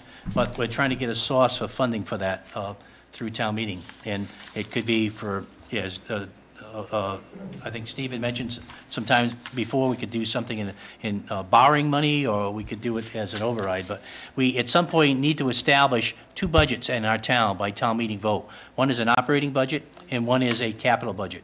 And we need to have a source of funds for each one of those budgets. It's very clear what the operating budget is, and it was clear what the capital budget was, except that we use and traditionally have used those funds for other sources. That doesn't mean that in the future we can't direct some of those funds for this source, but it does apply to us presently for the $500,000 because we have voted as a board to do these things for this year, but we don't have a source of funds to do them. All right, I make a motion that we accept the capital improvement plan for FY 2015. Second.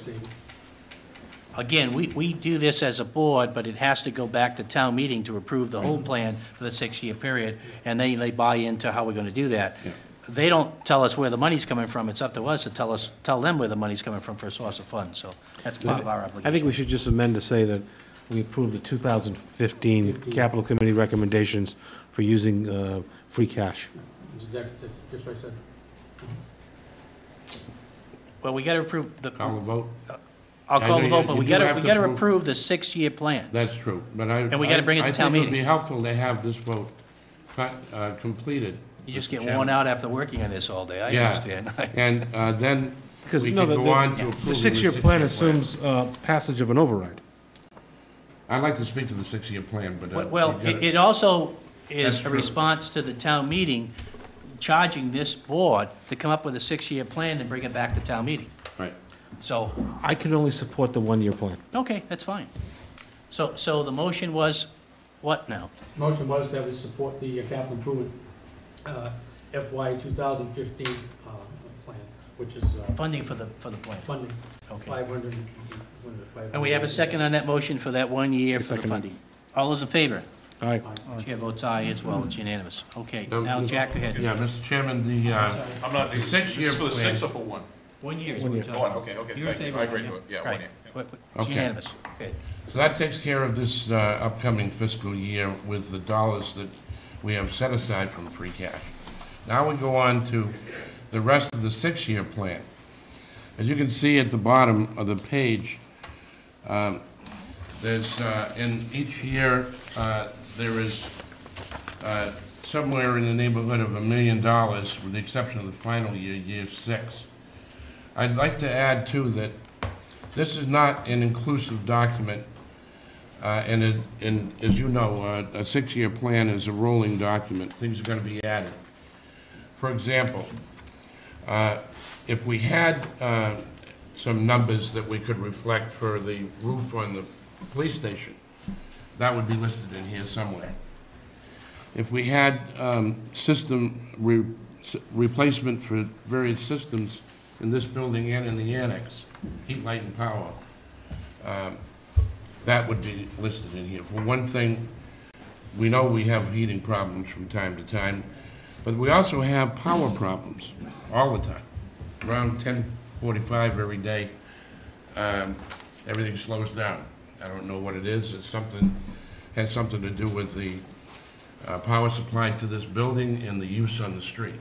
And, you know, I don't know if it's a larger problem than just for us. That is, whether it's a service line that needs to be added, phase 3 line or whatever it is. But in any event, we have power problems, and we haven't identified what that is to the point where we can cost it out yet either.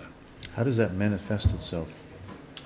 Well, the lights dim, the computers slow down, and we wait for the world to end, and it doesn't. Cars will put it, and then start put a meter on the building. It stops, yeah. It'll tell you the voltage. Right. So can we do that? But Contact my- NSTAR and Oh, see, sure. and let's see But if my we can point resolve. here is Yes, that yeah. this is a fluid document. You know, and we, as Jack's saying, we can't project 6 years out the cost of what people are telling us today it's going to cost us 6 years from now. But we ought to have a ballpark talking about some of the priorities, and these priorities may change. We may end up with an emergency situation in addition to it, but there should be some kind of game plan to address some of these issues. Yeah. We need to deal with issues in this building and other buildings as well, and we don't have any source of we don't even have a plan, let alone a source of funding for the plan. So the first step is to have a plan that's subject to revision with some kind of yearly cost associated with it, with some kind of funding for that. And then secondly, have something down the road that can speak to the particulars and revise as needed each year. Each year it'll go before a town meeting, but town meeting will have a sense of what a 6-year plan looks like. Let me give you another example on the school side. Some of us who were at the school department meeting when their needs were presented identified that there were $200,000 worth of items in various schools that involved kitchen equipment. And you'll see in fiscal 17, this list has got $80,000 in kitchen equipment listed. Then at the high school, there's another $40,000 listed at the elementary school. But there is more need than that reflects, by about $80,000. So, as I said, this is a work in progress. It's going to always be a work in progress. It's going to be a fluid document that's going to change every year depending on what happens, and so we need to recognize it as such. But the important thing is to note that last year we spent $1 million on capital items against a request that was well over $2 million. So I think it's fair to say that there's at least $1 million worth of need in terms of infrastructure, building repairs and replacement, equipment, vehicles. This town has suffered a bad rep for allowing its vehicles to deteriorate beyond belief. This year alone, we've had at least 3 vehicles that fell apart in the street. That they were so old, you know. And that's dangerous, for one. It's not good planning, number two, and it's certainly not the way you'd run your own household in terms of planning for repairs. I've said several times during this capital budget discussion that, thank God for CBC, we'd all be listening to the drops hit buckets around this building because of the leaks in the roof that we'd have to encounter. And that's the truth. But Well, we you also, can't- though, you have a copy, Jack, of what the town of Arlington does for capital planning committee procedures. You can go to any town's website, and you probably can get their capital plan procedures. They vary. There's different funding pieces for it. But you'd be hard pressed to find most towns that don't have some kind of capital plan, and we don't. Yeah. And it's about time we do. Well, can we do something like this? The year we have to vote on is this year at this town meeting. Now, I make a motion that for the 5 years out, that we approve the capital plan for the additional 5 years as so written, but subject to change. Just the procedure is going to be subject to change, because the procedure is we're going to go to town meeting, present, as of today, this is what it looks like. We're not asking for funding. We can't commit next year's town meeting to this year. That's right. So each town meeting is going to be separate. Maybe subject to annual review and update. Has to be. Yeah. Has to be. Exactly. Vote. So it's subject to Yeah. change because, you know. Yeah. But the bylaw requires you to approve, prior to February 1st, a 6-year capital plan. So that's why you have this before you. Yep. I second that. Okay, we got a motion and a second. Any other questions on it? Everybody comfortable with? Okay, all those in favor? Aye. Chair votes aye, it's unanimous. Next. You want to go on to talk about the ballot questions, correct? Everyone's a ballot question. Okay, First one we just approved, right? yes. That's- By our actions. Yes, We you approved did. it. The wording was done by town council, so there shouldn't be any question in terms of the appropriateness of the wording for the ballot. We talked to town council today to make sure that we weren't arguing about the language. The second override question, No, we did not approve number one for an override. We approved number one for funding from free cash. Do you have the minutes of the last meeting? I thought we voted No, to we put an didn't. override on the ballot. No, The we question of an override in the Last last meeting minutes. or last- I think we did. No, last- we didn't, because you didn't have, Okay, you okay. didn't have enough votes to do that. okay. Well, we might have enough votes tonight to do it, but I thought we had a consensus that we were going to put an override on the You had ballot. 4 people present and 2 of us spoke against it. All right. What you did approve is Free is cash. the free cash Weren't you at the last meeting? fiscal 15 budget. I wasn't there. Okay. Then the next question would be to vote up or down on the question of putting a ballot question on to allow an additional $500,000 in real estate and personal property taxes for the purpose of funding the capital stabilization fund for the fiscal year beginning July 1, 2014.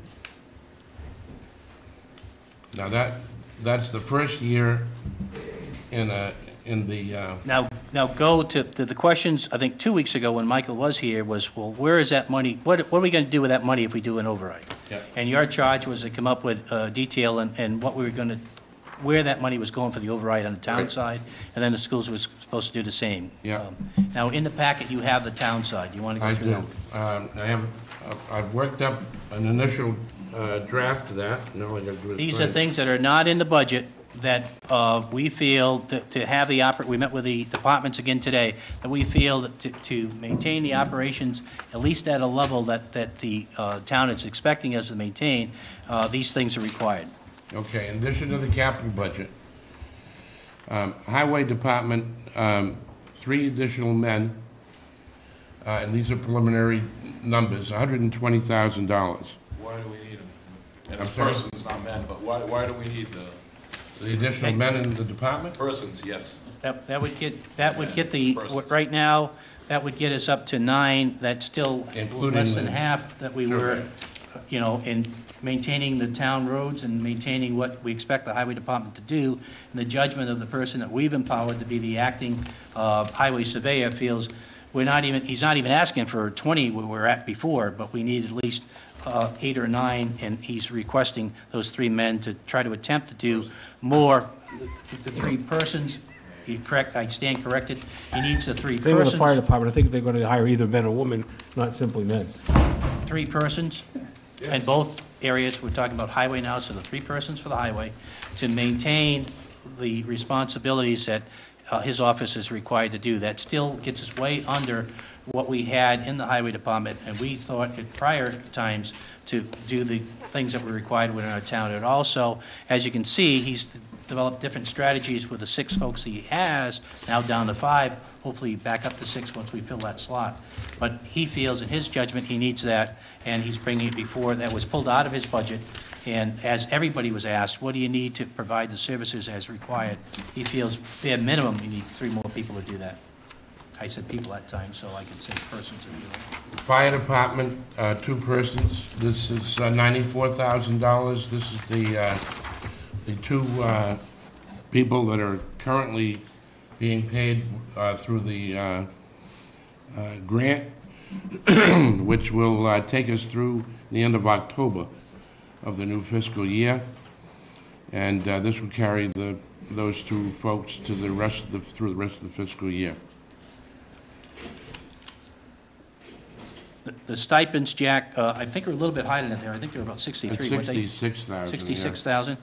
And the stipends are not necessarily stipends. It's probably a misnomer. It's the people that are elected officials that are not full-time, but are working and have responsibilities within the town, including this board, and they're compensated somewhat for that responsibility. The assessors are certainly involved in that, as some others that we've talked about before. And one of the concerns is that we could keep it the way it is now, and it's not in the budget, we pulled it, as opposed to laying people off. But how do we get the work done next year if these folks are, and I don't think they're not going to be unwilling, but there's some kind of fairness to the responsibility for the work they're doing. And, you know, in the assessor situation, you know, it's less than 4,000 apiece, so, you know, it's sort of like a treasurer. When the treasurer retires and we look at how we're going to replace that person, it's going to probably cost us a lot more than what we're paying the present person. I think the same thing applies with this figure here. But we didn't have money in the budget at the time we pulled it out. If we're looking at an override, that's one of the things that we should, in my opinion anyways, this committee, this board should at least look at putting back in. I just have, going back to the highway department, I understand the fire department staffing, because we've been dealing with that fairly closely for the past couple of years.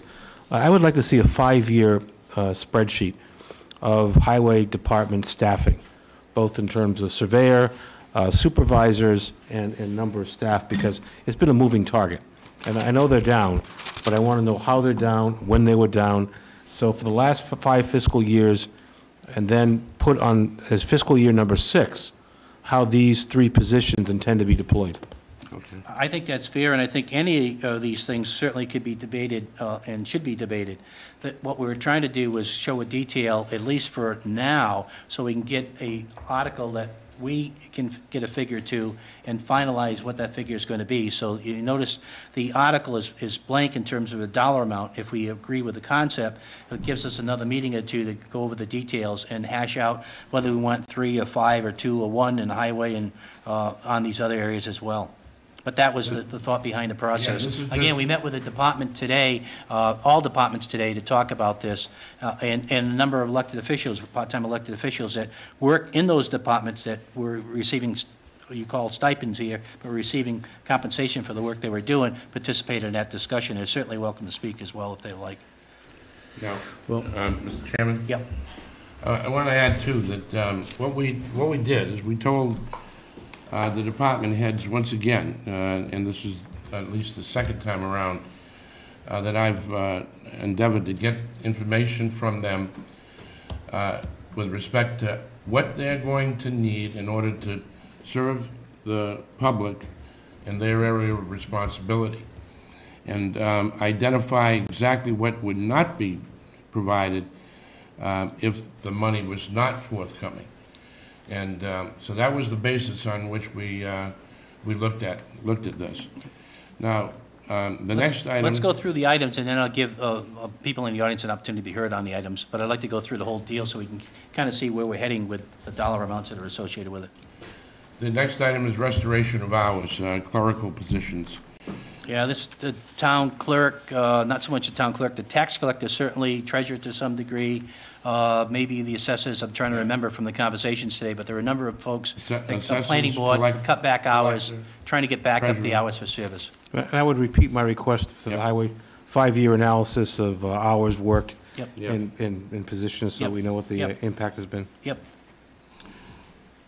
Next one, Jack. Yeah, next one is snow and ice budget. We're now budgeting 70,000 for the new fiscal year. Now, that one, we don't have to give you an analysis, because we've given you so many in the last year, I think we probably all know it by heart, that we average in the last 5 years about $250,000 in snow and ice, and we purposely under budget every year. All we're doing now is moving a budget that's somewhere around 70,000 up to the 150,000, which is a bit more realistic of what the operations would be. Bring us to 220,000, which is a little lower than the average. It would still be deficit spending every year in snow and ice probably, but when all said and done, you know, we haven't That's found any years. 150,000. Right, we haven't found a year that we're able to work within that period, but then the last one. You've had the reserve fund. That's not the last one, but it's, the reserve fund is not currently budgeted. Right, has been in the past, but in the proposal for next year, presently in our operating budget, there is no reserve fund. They've had, in past years, 100,000, last year was 50,000. We've, up until the last couple of years, it's been 100,000 a year. John's in the audience from the Finance Committee, he can speak to that as well, but the last couple of years, we kept on cutting it back. We're down to 50,000. Next year, we wiped it out. We probably have more than that request right now in the reserve fund to get us through this year. If you have a $32 million budget, you need to have at least 100,000 in the reserve fund to cover unforeseen situations within the course of a year, just practical management. We don't have $1 in that account now, so we couldn't do that. If we did that, that meant additional layoffs on the town side. So if we do an override, we're going to put that back in. And you want to speak to the last item, Mr. Chairman? There has been some discussion, and I'd appreciate it if people in the audience wanted to discuss this, they certainly can. But the departments, including the schools, talked about office relocations, possibility of some freeing up of some buildings to try to save the total cost of the town. And right now, we're anticipating a minimum. I said we should throw a figure in. We don't know where we're moving to at this point, but at some point, we need to include that cost if we're going to try to affect stuff for next fall or the next fiscal budget period. So we put in a figure of $100,000 for everything associated with the relocation of buildings. Some of the discussions that have taken place in a very primary stages, but we've talked as a board about this for the last 2.5 years, looking at the possibility of relocation of some of the grades within the middle school. There's a proposal that was discussed with us again today that the school committee has talked about, so they haven't voted on it yet, but that would certainly free up additional space in the middle school that would allow the potential, it's up to folks whether they want to move forward with it, but the potential of taking the people in the town hall, taking people in the town hall annex and moving them to the middle school, freeing up the town hall annex, the former Earl School, for other uses for the town, or for sale by the town, or for a long-term rental that could provide some income to the town. We'd get out of the cost of maintaining that building. It would free up this building. We have proposals in the capital plan and in the operating plan to do some things with the building of or at least potentially a new building for the police department. It's certainly clear from public safety standpoint, we're going to have to do something with our police department in the next near future to address some of the needs that we have to provide public safety. That would free up this building as, again, it's just one option. People could talk about many options here, but it would free up using this building to convert it into a police station. And that would then would not require a commitment for the town to build a new police station. There are other options that we could look at, fire department buildings, everybody has talked about those, all kinds of things. But I think we can't use business as usual, and one of the discussions that came loud and clear, I think, from the meeting today was a willingness from the individual departments, including the schools, to look at the allocation of buildings in town to see if we can consolidate on both sides and realize that savings that we could put back into the town. To do that, there's going to be some upfront costs to do that, and I don't want to surprise anybody with that. I think we should put it out, discuss it, and talk about it. So we put $100,000 in, and we can go with some of the details. You can't really deal with the details until you get the particulars of the building, so. I think the total, if I may, Mr. Chairman, the total then on the town side for potential override questions is $616,000. There's this, the capital improvements plan is a separate ballot question of $500,000. And the schools are yet to reflect what their actual additional need over and above what's already been budgeted. The school, as just to recount, the school was given a number of 150,000 roughly in new money, and came in with a base budget of $480,000, $330,000 above the current budgeted figure that's being carried for them. In addition to that, the principals recited the needs for additional funds, primarily for staffing to offer different programs for the youngsters that would make them a level 1 school. They're currently considered a level 2 school. And to be halls of excellence, they call it. They were looking for initially another $1,057,000. So we're talking about $1,387,000. Now the superintendent is currently working very hard with her staff to reduce those numbers and to come back with their override request. And they have a meeting on Wednesday, and they have a public hearing on the 12th of February. And so it's going to be a little while before we get a final number, override number from the school department and the school committee, school superintendent and the committee. But that's where we are at this point, Mr. Chairman. And I want to thank Diane for working so hard. The weather caused us to be unable to meet with the Capital Improvement Planning Committee last week, so we had to get it done today. And she worked with me right up to the beginning of the meeting to try and get these numbers together for you. I want to recognize Craig. I just want to add to what Jack has said. I'm not asking for a vote tonight on the dollar amounts, but I do think that what I'm asking tonight is an understanding from this board that either we do or we don't have an operating budget deficit. And if we do have an operating budget deficit, would there be a willingness? We can still hash over the dollars, and I think we should do that over the next few weeks. But would there be a willingness of this committee to put before the voters an opportunity to show with that override how we could fill that deficit and where we identify the gaps to be in our operations of our town? I guess that's the easy way of explaining it. We can always disagree and probably should have healthy debate on the particulars. But if philosophically we're going into this and we don't feel that there's a need, whether it passes or not, or whether the people are willing, I think we have a responsibility and some leadership here to at least identify that we have an operating deficit or we don't have an operating deficit. And I think what we've tried to do here over the last week and a half is try to work through that. I know that nobody's comfortable with it, and maybe sometimes nobody's comfortable with it. It might be that we've done a fairly good job because nobody's happy. But the bottom line is that we've cut people's salaries, we've eliminated staff, and we're recommending some things that we could debate whether we want or not. But in the judgment of the people that run this, that we pay to run this town, the professionals, so to speak, in their judgment, they would ask us to go forward as a board and provide some leadership to recognize to the public, whether they voted up or down, to recognize to the public that there's a deficit in the operation side. And I would like to, at least tonight, that's what Jack has his language. We can leave the dollar amounts open. The next couple of weeks, we need to fill in the dollar amounts. But it gives us some time to debate that, and even if we want to have a special meeting, or if we want to put it on our agenda for the next time to debate what we're going to fill in there.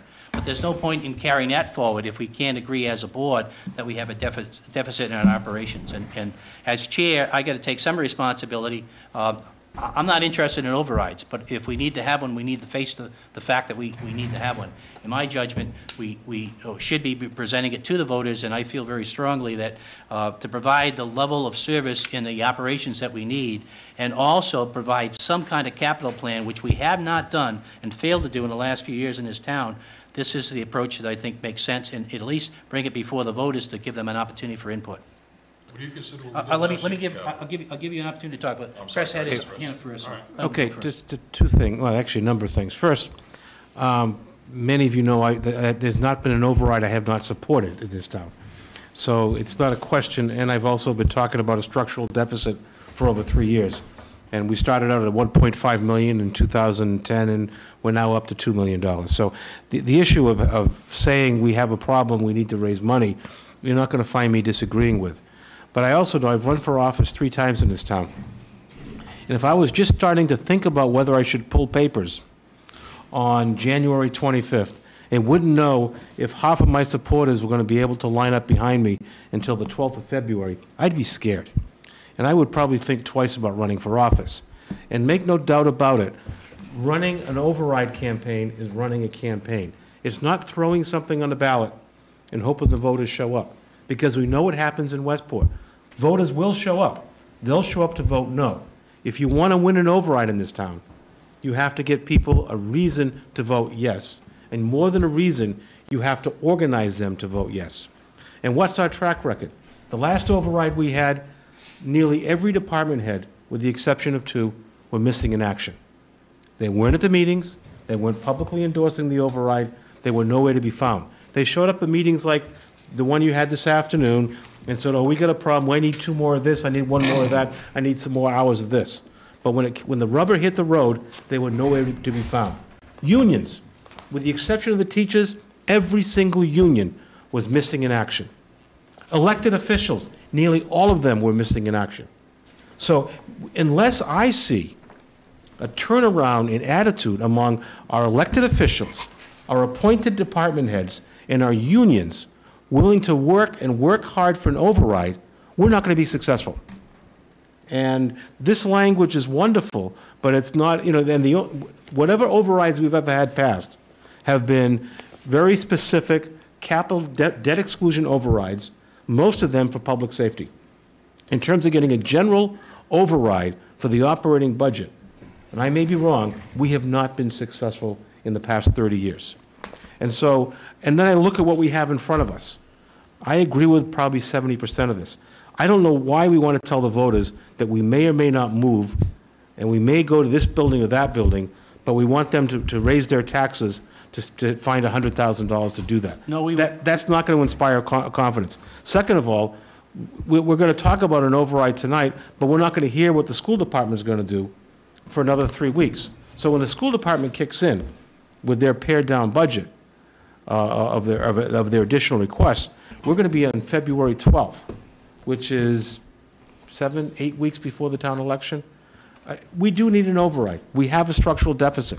It is too late to do it for the April election. If we want to do it, we should do it right. We should get our ducks lined up. We should show the voters what's going to happen if we don't get an override. By the budget, we'll have to pass a town meeting. And then we work to pass an override in late spring, early summer. Okay, Steve, I think you were next. Just so I'm clear, the 500,000 we had planned for some of these things, what are we done with that now, Jack? The capital funds we put aside for the capital projects. What happened with that? Because I see it added to this stuff now. What are we doing with that, with those funds? We're talking about what we're going to be doing going forward in terms of the Right, but you got the cruises and everything on here that we already put the 500,000. That's right. Yep. But that's 2016. So this year, this 14 is going to stay like it is. Right, 2015 is going to be. Well, the only thing I'm confused in is that it went up to 3 for the. All right. Usually the cruises, you'll remember when you would chair, one year we get 2, the next year we get 3. Typically, I that's what understand. they do. I'm talking about funding that we have aside. Anybody else want to be heard on this? Michael?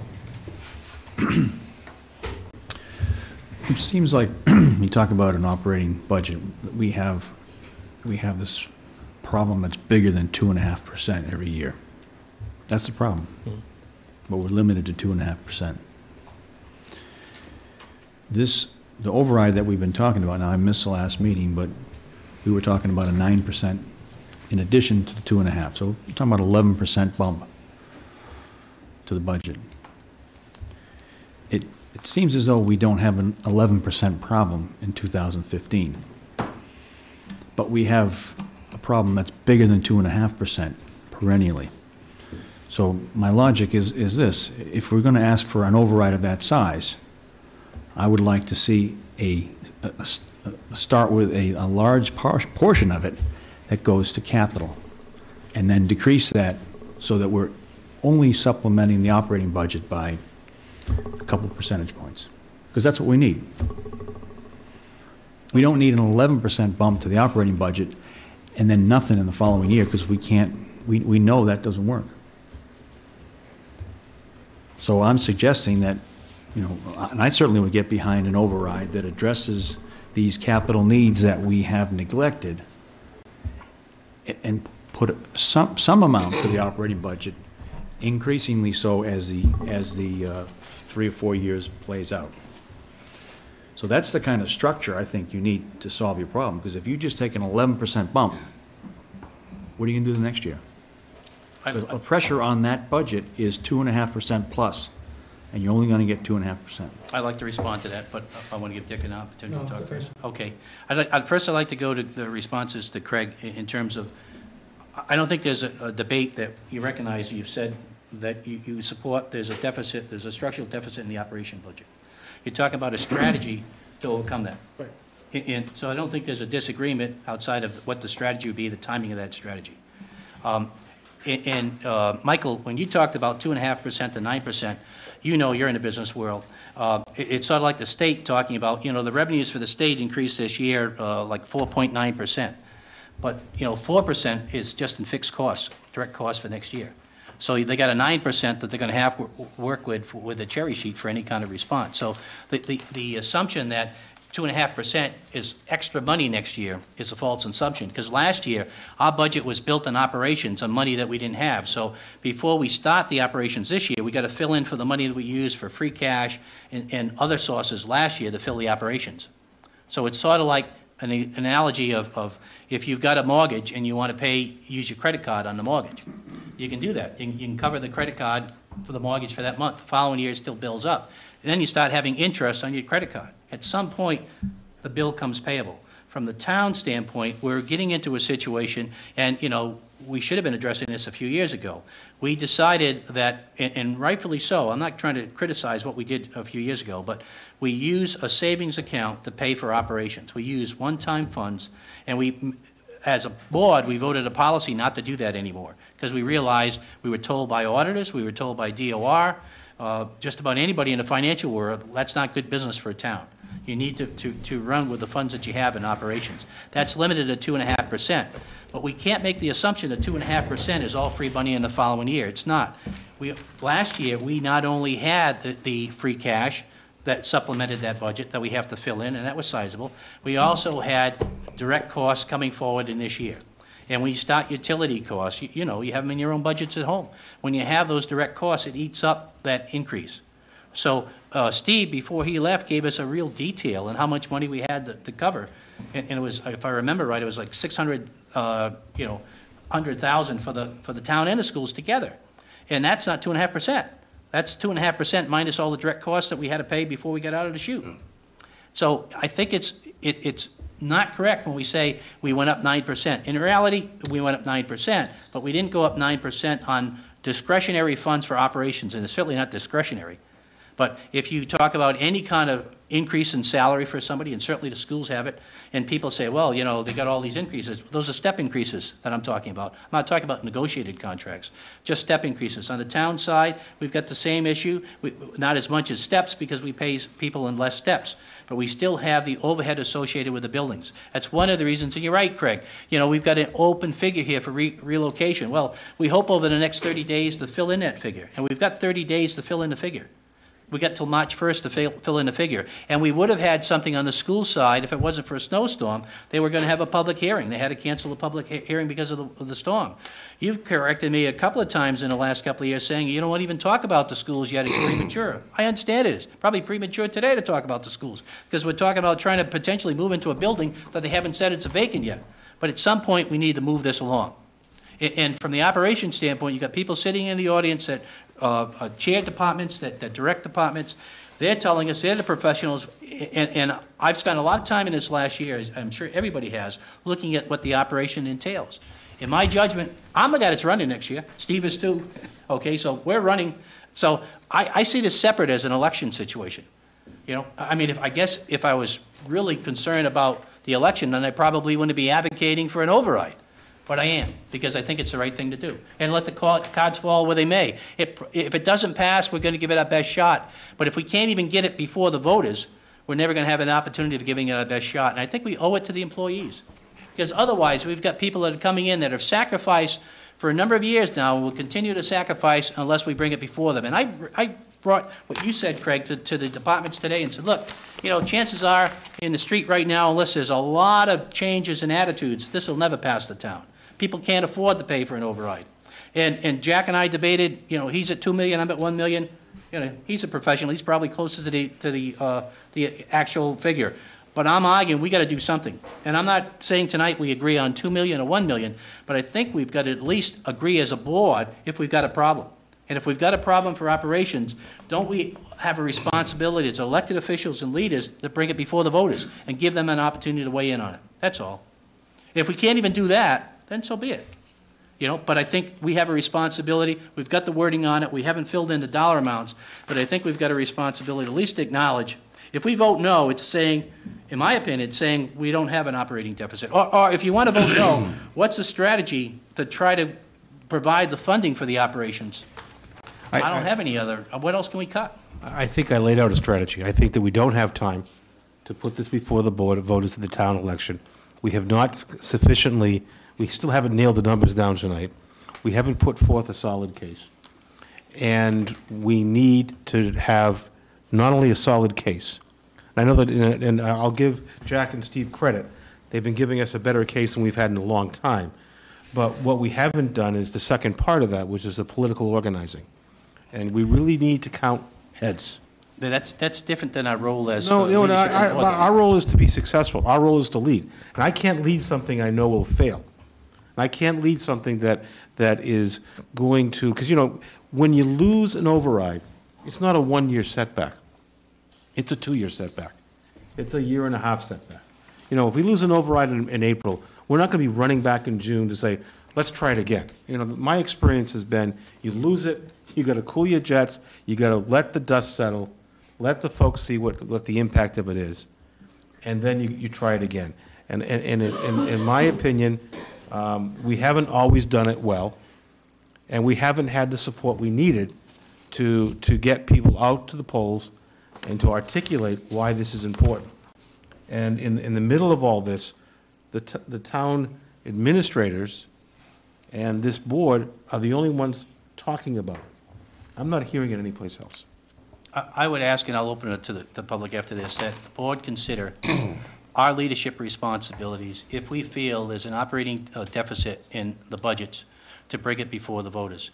Whether they vote it up and down or not, it's our responsibility to provide some leadership to try to provide the information so they can make that decision. There may be some people that just flat right will support the concept but can't afford to pay for it, and I understand that. But I do think we have a responsibility to bring it before the voters.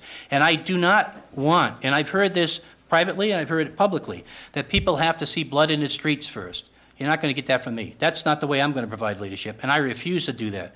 And I'll say very publicly, when we see issues, and I've seen it on here tonight for capital improvement, that the schools say that they need to one of the high priorities is to pave the driveways, and we have potholes in there, and we send the highway department to fill those holes, and we're told to get out of there, that they don't want them filled. I don't think that's the way we do business. And I don't think we need to have the taxpayers or the voters experience driving through the potholes before they're willing to vote on it. If we can't do that and provide the leadership from this board, then I don't want to be part of this board. We got to show them it's going to be the final decision by the town. But I'm not in favor of saying that people have to suffer because they didn't vote the way I wanted them to vote. I don't think that's our role. I think our role is to make sure that we can educate as much as possible. We have to accept the fact if they vote it down, then we move on. But to delay this process now, I've been asked by the department to bring it back. I told them I wasn't sure where the board stood on this, if there would be enough support, that people have felt very passionately about this on both sides. So, but I'm going to do my best to try to see if I can entertain a motion to at least get it on the ballot with the figures to be filled in at a later date here, probably the next meeting at the very latest by March 1st. I'm going to turn it over to people in the public. Jack first. Okay, I just wanted to lay a little foundation here. And I've shared this before, but I think it bears sharing again. Steve provided a 6-year cherry sheet and a revenue analysis. And I think we need to take a look at that again. Cherry sheet, that is state aid revenue, decreased by $700,000 between fiscal year 2009 and 2010.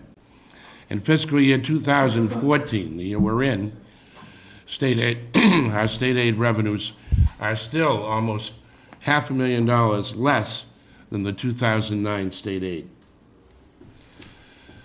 And Chapter 70 school aid has not recovered and is still $400,000 below the 2009 level.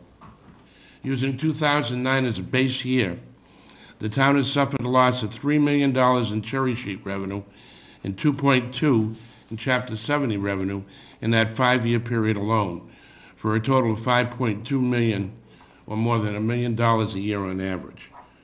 That's a large part of the reason that we're in the mess that we're in, is that the state has bailed on every town in the state. Not every town. Every town and city in the state, I think. Not every city. Well, the big cities are making out. Maybe they are, but they're making out at our expense. That's right. If they are. And it's a shame. But, you know, I made a comment about this, embarrassed the hell out of Steve, I think, to the Secretary of Administration and Finance, Glenn Shore, at the conference this week. And I said that this is not an isolated situation. Everybody in that room had a similar story to tell, and everybody had turned around and was shaking their heads yes and smiling at me while I gave Mr. Shaw what for and asked him how you justify level funding state aid. I even said, I remember when they used to call it revenue sharing, when they recognized it was our money to begin with and they were just sharing it with us. Now it's local aid, like it's some form of welfare. That's his exact quote, by the way. I would Yeah. have done it this year at that. Yeah, Steve and I were afraid we're going to have to back out of the I'll never event. text them that the governor's in the room again. It was Yeah, shaky. there you go. But I was proud of you, Jack. Well, you But, know. you know, one of the things that, you know, one of the big issues in the room here, and the schools are not here to talk about it, but one of the reasons I have this on here, Craig, you mentioned why do you have the relocation situation. I think both the town and the schools have to look very honestly at the number of buildings we have, and is that adequate, is it too much, and are there ways that we can conserve? It's either people or buildings or, you know, what else have we got in terms of a budget? So one of the areas that I think I'm embarrassed with, when we signed off on a request for an expansion, you did it, we all did, as an expansion for the high school, a building capacity of 900 students when we have 400 people in the high school. Now, if you're the receiver of that request, how could you look at something that's less than 50% capacity and argue that you're going to give them, you know, we waited for that whole process to take place. But in fairness to the schools, there are reasons for what they did. I understand these things. But what we have to agree is that we probably could do some things more efficiently with less buildings on both sides. And I think we need to wrestle with how we do that. They have a responsibility to deal with their side of the house. We have a responsibility on our side of the house. But I do think if we're asking professionals and paying professionals to do the work day in and day out, and we're looking at the town side for an operating budget, I do think we at least owe it to them to get it on the ballot and then have a discussion of what that exact amount is going to be on the ballot within the next 30 days.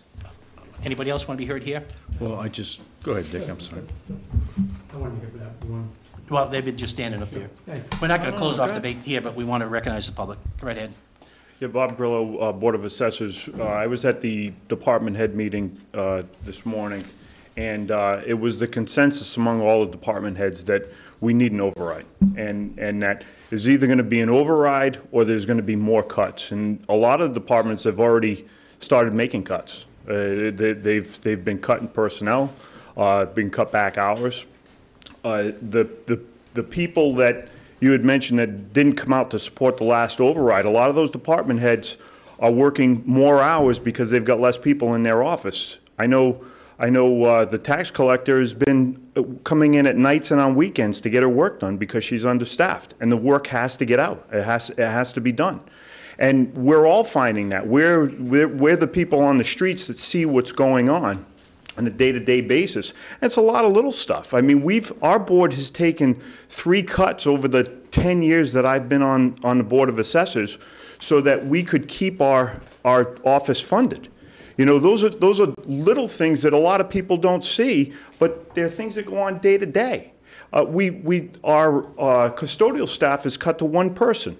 The first snowstorm, I went over to the annex in the morning, and the stairs were covered with snow because he had been working at night on the floors, and there was nobody to clean the snow and ice off the stairs.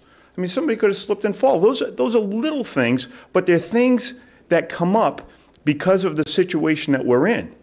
And we as department heads would urge you guys to at least put this on to the people on the ballot so that people can make a decision, because I think it's important that there are 2 ways to look at it. If we have a structural deficit, we either need more funding with that, and you think, well, next year will be okay. That's a different story, but I don't hear anybody saying that. I think what it comes down to is we've been working with a structural deficit for a while, and it's not just next year, it's the year after and the year after that. And I think that if something isn't done about it, either creating more revenue or making cuts, which are going to happen, one of the 2 is going to happen, then we've got to, as a community, decide what we want out of this town. Do we want a community that our kids have to pay to play sports or to ride on the bus? You know, do we want a community that can't support their libraries, or that the town hall is closed 1 or 2 days a week? If the people decide that that's what they want, that's what they want. But I think you have to put it to them. It's more important than you guys just making that decision. I think it has to go to the people and let them make that decision. I don't think political reasons, I don't think those are good reasons not to put it on the ballot. I think if everyone is in agreement that we have structural issues within our budget, then there's only 2 options: increase revenue or cut back. And we've tightened our belts. I mean, we can't tighten anymore. You know, if you're in here on a day-to-day basis and you see what's going on, there was no heat in the building. You know, I mean, those things are things that our staff has to deal with on a day-to-day basis. And it's a lot of little stuff, but there's some really big issues. And I think the community needs to make the decision on what they want the town of Westport to look like.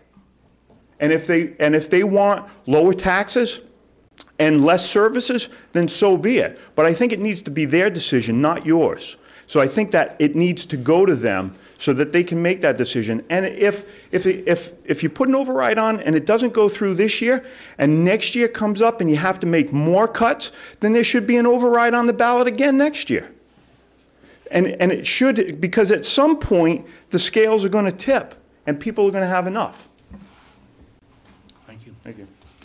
Quentin, I cut you off before. I wanted to go through. Give you an opportunity here. You was asking how many on the highway department. When I started there 17 years ago in the highway department, there was 14 of us, including the clerk. And back then, though, we used to rip all the asphalt off the roads, regrade the roads and everything, and then Tilcon or somebody came and put the asphalt down. We don't do any of that anymore. Right. We don't even have a grader to do it with now. The old grader needed a cutting edge to get rid of. The one that we have now, the front end leaks oil all over the place, and John Deere said we run it, it's going to ruin it. So We're without a machine now. Yep. They get rid of everything that's old. We don't like it, so they get rid of it. It was still working fine. It was not that there was anything wrong with it. Just get rid of it. If it had something wrong with it, it'd be one thing. Thank you, Quentin. Anybody else want to be heard on this? Bring it back to the board. What's your pleasure? Well, I think we should move ahead with putting the question. I'm just not sure what the question is. I've seen $2 million last week. I see $600,000. Is that what that is? All I'm asking right now, the override question, it's number 2, for funding for the towns and the school operating budgets contained in one single question. Shall the town of Westport be allowed to assess an additional, we'll leave it blank for another meeting until we go through the details, iron out the details, vote on them, pass them out to people, have discussion as we've had tonight on some of the particulars, and, but it would be additional amount of real estate and personal property taxes for the purpose of funding the operating budgets of the town. We'll put the town's figure in there. For the school department will put their figures in there. Hopefully, we can negotiate that down as low as possible. But we go what's absolutely necessary, and I think we've already got that to some degree, but we need to work on that. So I'm not asking for any figures tonight. I'm trying to show you what those figures might look like to some degree on the town side. But I'm asking for a motion, Michael, for that language to be filled in at our next meeting or at very latest by March 1st. So motion. Second. On the question, the reason, I agree with Bob. You gotta put it before the voters. This is what it's gonna be. If it fails, we go back and we have to cut. We're not taking responsibility. That's what the people want, and we're gonna do. If it passes, it'll be easier. If it fails, we'll live with it, we'll deal with it, and we'll make it work. It might not be pleasant, but again, if that's what the voters wanted, I see nothing wrong putting everything as much as I can on the ballot. When I ran the first time around, they had overrides. It didn't pass. You know, I mean, it's hard to say, look, I don't want to run because the override is going to work against me. I think we got to get beyond there. I think what's the best for the town, and it has to be out there and let the people decide. Anybody else want to be heard on this? I have a motion and a second on the I'm floor. going to vote against it because we don't have all the particulars, but I would urge people to stand up like Bob did within the town departments and send us a little note saying they support it and not be afraid to put their name on it. I think what Bob suggested is that everybody today, I can tell you exactly, because I was at the meeting, all but one person had spoke in favor of it, and one person spoke against it. Fine. But I'd like to So it see was more department overwhelming. heads not afraid to stand up and say they go for it. This creates, it's fine bringing it to the people, but this creates an anxiety Well, for unless the you people that don't can't trust afford it. my honesty and what I'm telling you, everybody did do that, and there was one exception, and everybody else voted for it. Is that correct, Bob? Jim, you were there as well. Am I speaking on behalf of the group? Absolutely, everybody was in favor of it. Yeah. You can't continue without one. Well, Whether it's this year or next year, it's gonna catch up to you. You need the overrun. I agree. And the last time I ran for reelection, I held my sign in one hand, and I held the override sign in the other.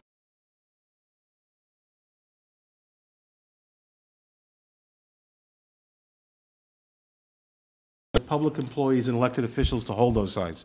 And I'm not going to support this until I get those verbal commitments, personal commitments from town employees, elected officials, and their representatives to do that. Well, if it makes a difference, based on what you just said, you've got my personal commitment that I would support it, and I am running for reelection. And I don't look at overrides lightly, but in my judgment, it's needed, and I would support it and go out and campaign. And if people were voting for me, they should realize that that's one of the things I'm going.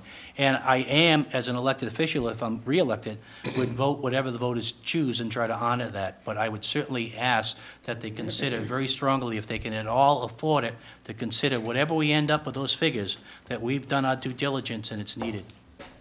So if that sways you at all, I'll waiver whatever it's necessary and go on record, and I've done so this evening, I guess. Appreciate that. It's a long journey. Yeah, and you know, the criticism with the schools, I want to be very vocal about that. I'm not criticizing the schools. And I have 4 children that went through Westport High School. I have a daughter who teaches in the school system now. I have a wife that volunteered today, and has been volunteered 3 days a week, you know, and she's in retirement age, okay? And she's still volunteering. So, you know, I've got a long commitment to the schools in Westport. If anybody's heard me, they know I've got a commitment. So I resent the fact that people say I'm not supportive of the schools. I am supportive. But I do think the schools and the town, as I'm supportive of the town in this, my position as a chairman, we need to look first in-house. If we're going to criticize the schools for capacity and look at different options, we need to do so as a town. And I would dare say we've got a couple of buildings too many as a town. We can decide what we're going to do with those buildings, but as soon as we get them off our expenditure side, the better we're going to be. And I think we can be more efficient if we keep the town hall and town hall annex employees under one roof. And we'll have some economies of scales of doing that. And I think at some point, instead of building a new fire station, this is a perfect spot for the fire station. And I recognize people that might have better ideas than that, but we've got to come up with ideas. If we're going to go with an override that just asks for more money to do the same, it definitely will be defeated. Let me correct you on one thing. I think you made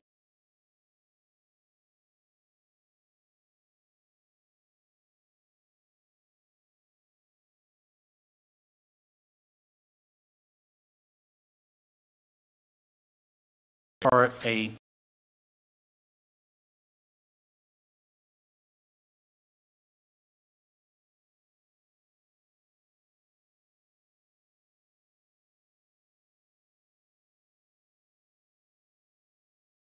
building that if you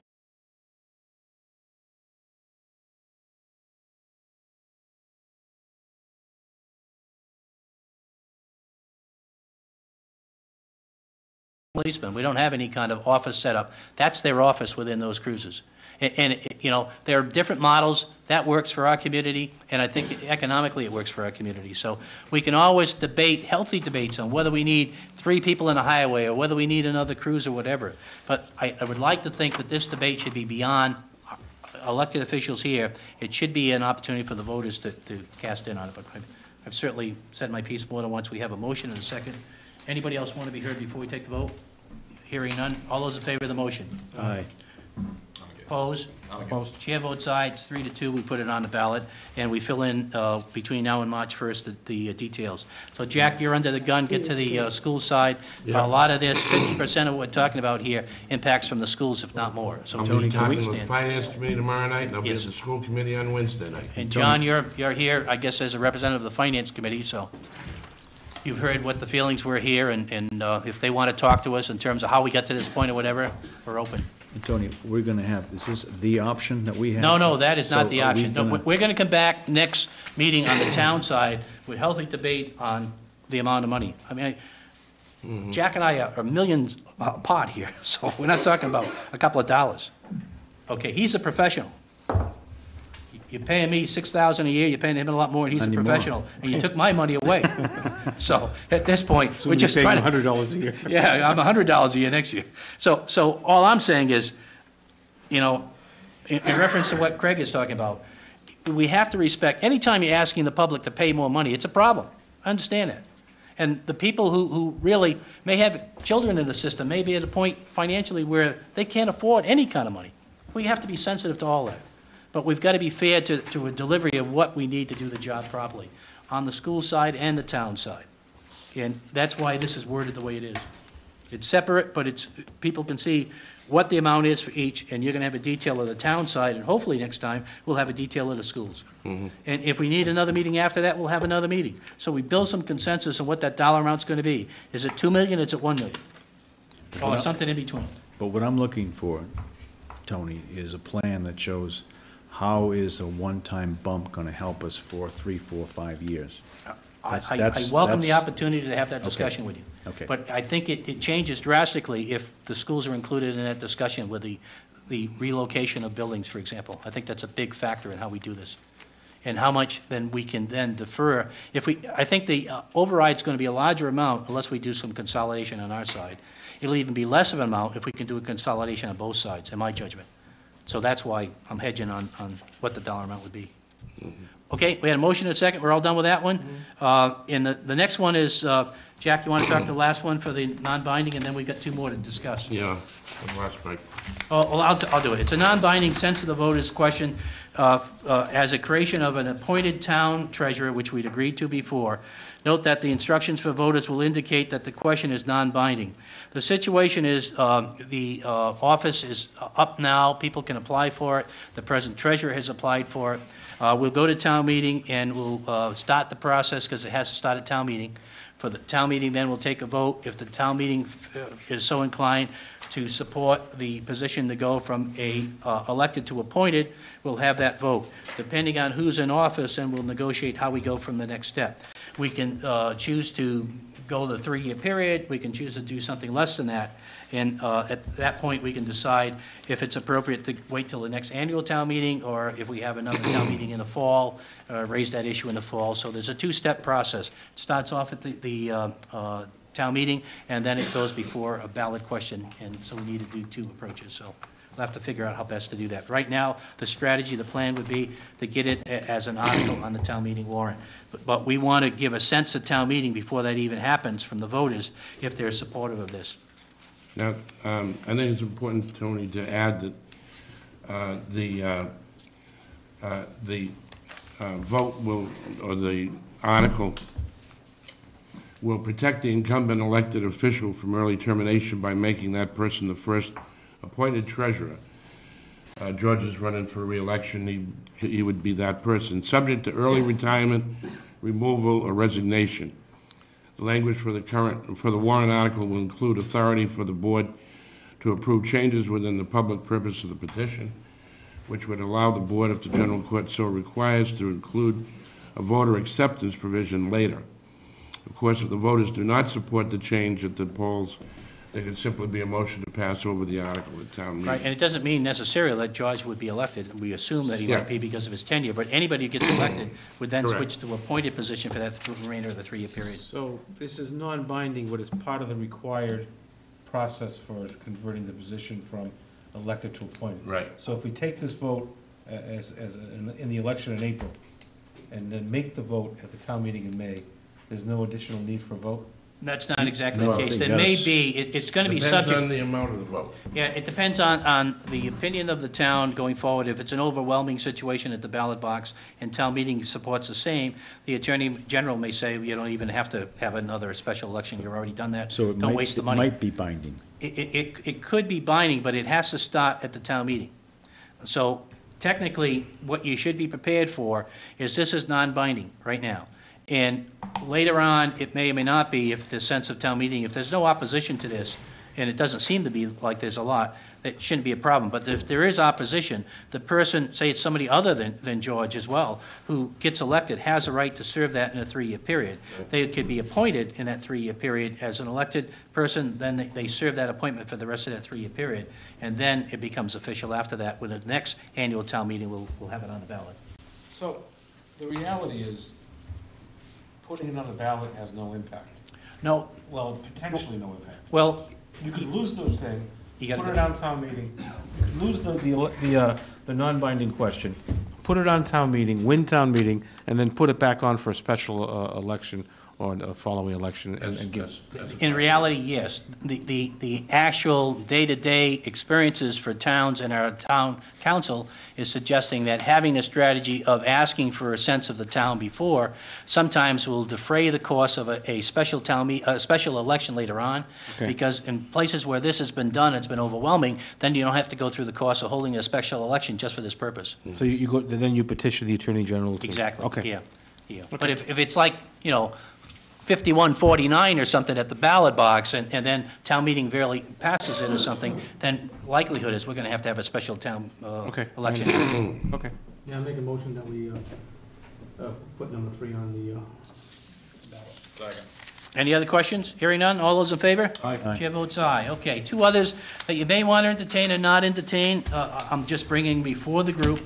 One of the ways of paying, if we do an override, people have asked, look, we've gone through the community preservation, we see the advantages of it, but is there some way that we could reduce the cost and use some of the funds that we use for community preservation? So the proposal for at least bring it before the group, if you have any appetite to entertain it, is to see if the town requests the Board of Selectmen to place on the warrant for the annual town meeting to reduce the Community Preservation Act surcharge on real estate bills from 2% to 1%. The idea is if we could reduce the burden to the taxpayer, who's really struggling for this, and take just 1% of the CPC funds, put it back in, that would allow us to do some of the capital deal that we right now don't have. It doesn't fall under community preservation. And the argument that came before me from a number of folks saying, look, community preservation done a wonderful job. They've done all kinds of things, but there are some areas that we can't get to because it doesn't fall under open space or historic preservation. And even this building, I was on CPC when I debated this with the Historical Commission and Historical Society.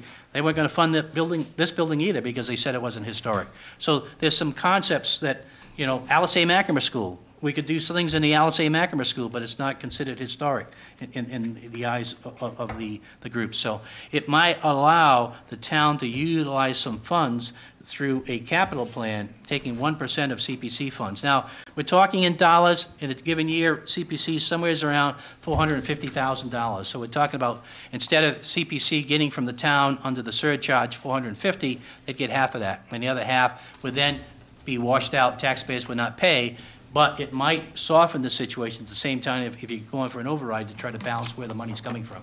So the out-of-pocket expense could be shifted a little bit if people wanted to do that. Yeah, that's a little bit of an illusion, because that's matched money. What has our match been lately? 20%, 18%, 17%. The 5 years I chaired it, yeah, the 5 years I chaired it was 100%. Right. We haven't seen 100% in how many years? 7 years now, maybe? We just got a bump. I think it came in at 52%. Yeah, It's an election year, it might go up to 12%, you know, it's moving up, and there's legislation that's been getting closer and closer to passage to I think, move it to 75%. Well, so I think it's, first of all, I think, you know, it seems like every year there's an attempt by somebody to repeal or cut the CPC. Right. And every single year, whether it's town meeting, the town ballot, or whatever, it's been unsuccessful. And I think that's sort of laying out a false illusion to put this on the ballot once again, get people all revved up over this. And secondly, we've discussed, this is the fourth time we've discussed CPC at this meeting today. We talked about it in concept with making a beach barrier free. We talked about it in terms of repairs to town hall, and we talked about it in terms of preservation of agricultural land. And all of those items at our meeting earlier tonight, we were praising the availability and the resource of the CPC, and we're getting a chunk of money from the state to match our efforts. We cut our efforts, our state money gets cut as well. I can't vote for this, and I think it would be a foolish endeavor for us to put it on the ballot. If individual taxpayers who talk to you, Tony, want to go out, collect the signatures, take the effort as needed to do that, fine. They don't need us as their messenger boy. Well, as elected officials, I think we are the messenger boy, number one. And secondly, we're not talking about, if we get an increase from the state, that would be nice, but we haven't seen an increase for the state for a number of years. We just heard we had one this year. We've seen a tremendous decrease from the state. We haven't, it's not, you said matching, it has been matching after the first 5 years. We've had I said... It hasn't been dollar for dollar match, but our match went up last year. And it's not an election year, by the way. I don't think I interrupted you. I would like to have an opportunity to finish. I think that what we're seeing here is a number of people in town that struggle with how we apply CPC funds. The majority of applications I would endorse 100%.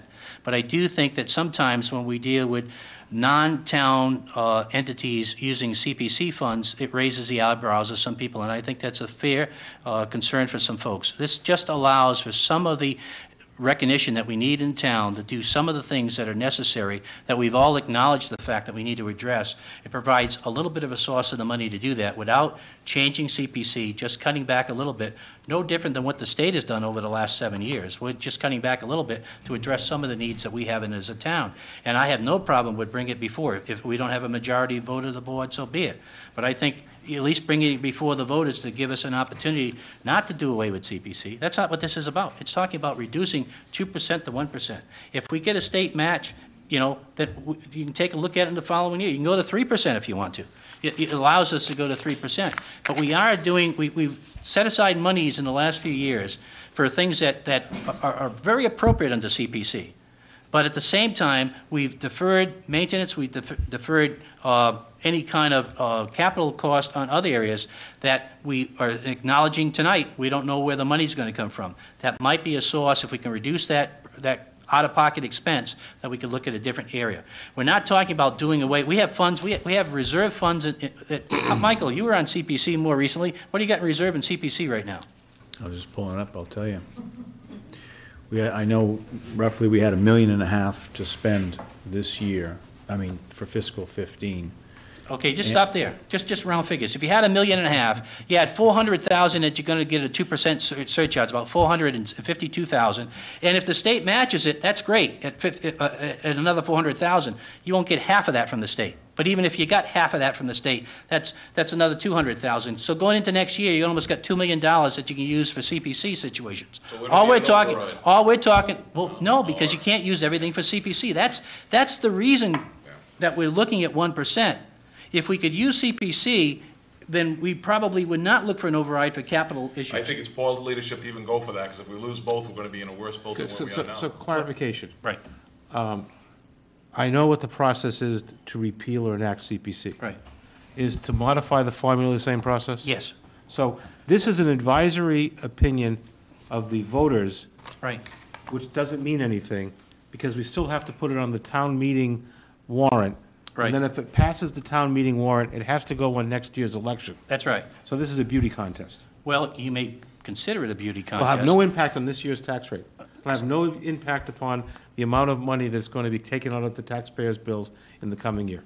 This will not happen unless you, A, take the beauty contest vote in April, vote it, the change at town meeting, and then vote it at a real town election where you can have an impact on that situation. Okay. So even if I wanted to support this, this vaguely worded sentence in our agenda tonight does not represent what we're asking the voters to do. And like the other three items that were fleshed out by town council, I think the leadership owes it to this board to have a town council opinion on the process and on the wording that would appear in the ballot. That doesn't exist in our packet. That's correct, because what I'm asking tonight is not for a final vote, but it's a sense if you're interested in entertaining a ballot question. You notice we had the attorney go over 3 questions. I did not ask the attorney for the other 2 questions until I brought it before the board, and that's what I'm doing this evening. If the board is in favor of that, at the next meeting, the attorney will come back with the language. You can actually go to the website and see the language as well, but we can pay for an attorney to do that. All I'm suggesting here, and I would beg to differ to you in terms of the timing, if there's a sense of the ballot box that the majority of people are interested in doing that, we do have time to present before town meeting this question. And if town meeting feels strongly about it as well, based on the sense of the community, we can then go to a process for an election. And that election, yes, it could take place if we don't have any other things to put on there. We could wait for the election at a later date. But at some point in this fiscal year, we could get a vote and know for the capital budget that we just did. For example, the following year, we know that there's a source of funds potentially that taxpayers are going to have some relief. Because if we vote on this now and we go to town meeting, we got the assessors in here, the tax bills are going to reflect what the fiscal year is going to be, and it's going to be an estimated until they go next year and they get a tax rate approved. This will kick in that following year when we do the next fiscal year for them, when they start getting their bills and the impact of this. It's just a way of helping reduce, it's one option of helping reduce the cost to the individual taxpayer, and it's a way of, we're not paying quite as much for CPC, but we do have some options now, and we're going to have to do an override for those options. It's one option to go with it. One of the things on that question is this. It serves no harm to take it, put it on the ballot, let the people vote it up or down. I mean, why not? It's non-binding. And then we go to town meeting, if it passes, good. If it doesn't pass, if it fails, then we don't even bother putting it on town meeting. I mean, I don't know. There's nothing wrong by letting the people vote on it. That's, Yeah, and I go back to the same thing. it's Let's certainly see not a what- beauty contest when you ask the voters to ask their opinion. We're all voters within the town, we're all residents in the town. If we have an opportunity to vote and be heard on something, the ballot gives us an opportunity to do that. I don't take it as it's a sense of what people are interested in. Why will we be offended by asking for a sense? I'd like to make a motion to put question 3 on the ballot after, that we send this to the... This is the new question 3 as opposed to the question C on the Lauren Goldberg memo? What'd you say, please? Is this the new question? No, not in Lauren Goldberg. In other words, I know, I agree with The community, what Greg- the what motion Greg should be said. the Community Preservation Act surcharge and real estate bills entertained for 2% to 1%. Right, So you I'd say entertain- send that, make a motion that we forward that to the town attorney to get the wording to be placed on the ballot in April. I'll second that. I think we need to take a look at it. Let's get an opinion. Yeah. But we did go from 26, we've only been matching 26% by the state for the last 3, 4, 5 years, something like that. We got 52% a month ago. So it gives you pause. But I'll vote to have it looked at by town council. When the town meeting voted this and the ballot voted this, we matched 100%. The first 5 years, we Tony, had I received 100%. think you got what you wanted from me, I mean. Yeah, I'm just trying to explain it. That's because it was at the beginning and there wasn't that many communities involved, so there was more money in the pot. You should also remember, I believe it was at the last town meeting, that there was a petition to put this back, and nobody even had the guts to stand up and ask town meeting to vote for it, which is kind of sad. So I think it's ridiculous. You guys would vote for this, but do your thing. Okay, we have a motion and a second. Anybody else want to be heard? Yes? Yes, sir. I'm going to put my WYA hat on for a second, and I'm going to say that, it gets back to the community, what kind of community we want to live in, and the difference between taxation and community preservation is that the things that have been done with community preservation, number one, we have state matching funds, but number two, as you know, a lot of those funds that CPC has given out have been matched by the entities in which they're given to. WYA is one of them. And I think that those funds, aside from taking care of some of the things in some of the buildings that we're allowed to use it in, they're making a better community for us. And I think that's a huge difference between taxation and what those funds are doing specifically. I could speak to WYA and the soccer fields up on Sanford Road, that those projects, WYA would be dead in the water right now if it wasn't for CPC funds from the initial round at the Santos farm, which Tony was the chairman at the time, and he worked his butt off to do that, to get that through. And up to the last round where we got over $500,000 in funding, which we're probably going to match that twice to get twice the amount of that through private funds. And these things never would have happened if it wasn't for community preservation. So I just want to make the distinction of huge difference. You save that money and it goes to taxation. But as far as making it a better community for us, I don't think those dollars are going to be spent the same way. Thank you. You can even use affordable housing planning money out of that money. We've done a lot of very positive things with CPC money. I'm not here tonight to talk about that. I'm talking about some of the things that we weren't able to do and still are not able to do, and how we fund those. We've talked about overrides tonight, just another opportunity. We certainly are entitled to difference of opinion on this. We have a motion and a second on the floor. Any other people want to be heard on it? Hearing none, all those in favor of the motion? Aye. Opposed? No. Opposed? Chair votes aye, it passes 3-2. So Jack, why don't you talk for the wording on that? To get the process and wording from Lauren Goldberg. Yes. And we put it on the agenda for your next meeting. And the last one I had was to get a sense from, the ballot box, to ask folks to, in the annual election, shall the town explore options to reduce the number of town-owned buildings and explore consolidation of operations in the remaining buildings? And again, that's a sense to one, see, so we got a larger discussion with the town on this situation. So if there's people that want to be heard on it, we develop dialogue and discussion with folks, the pros and cons of this. And one of the ways of doing it is to put it on the ballot for that discussion. Well, you So have that's to why have I'm the numbers suggesting. to even discuss it. No, I don't, all we're saying here is, shall the town explore options to reduce the number?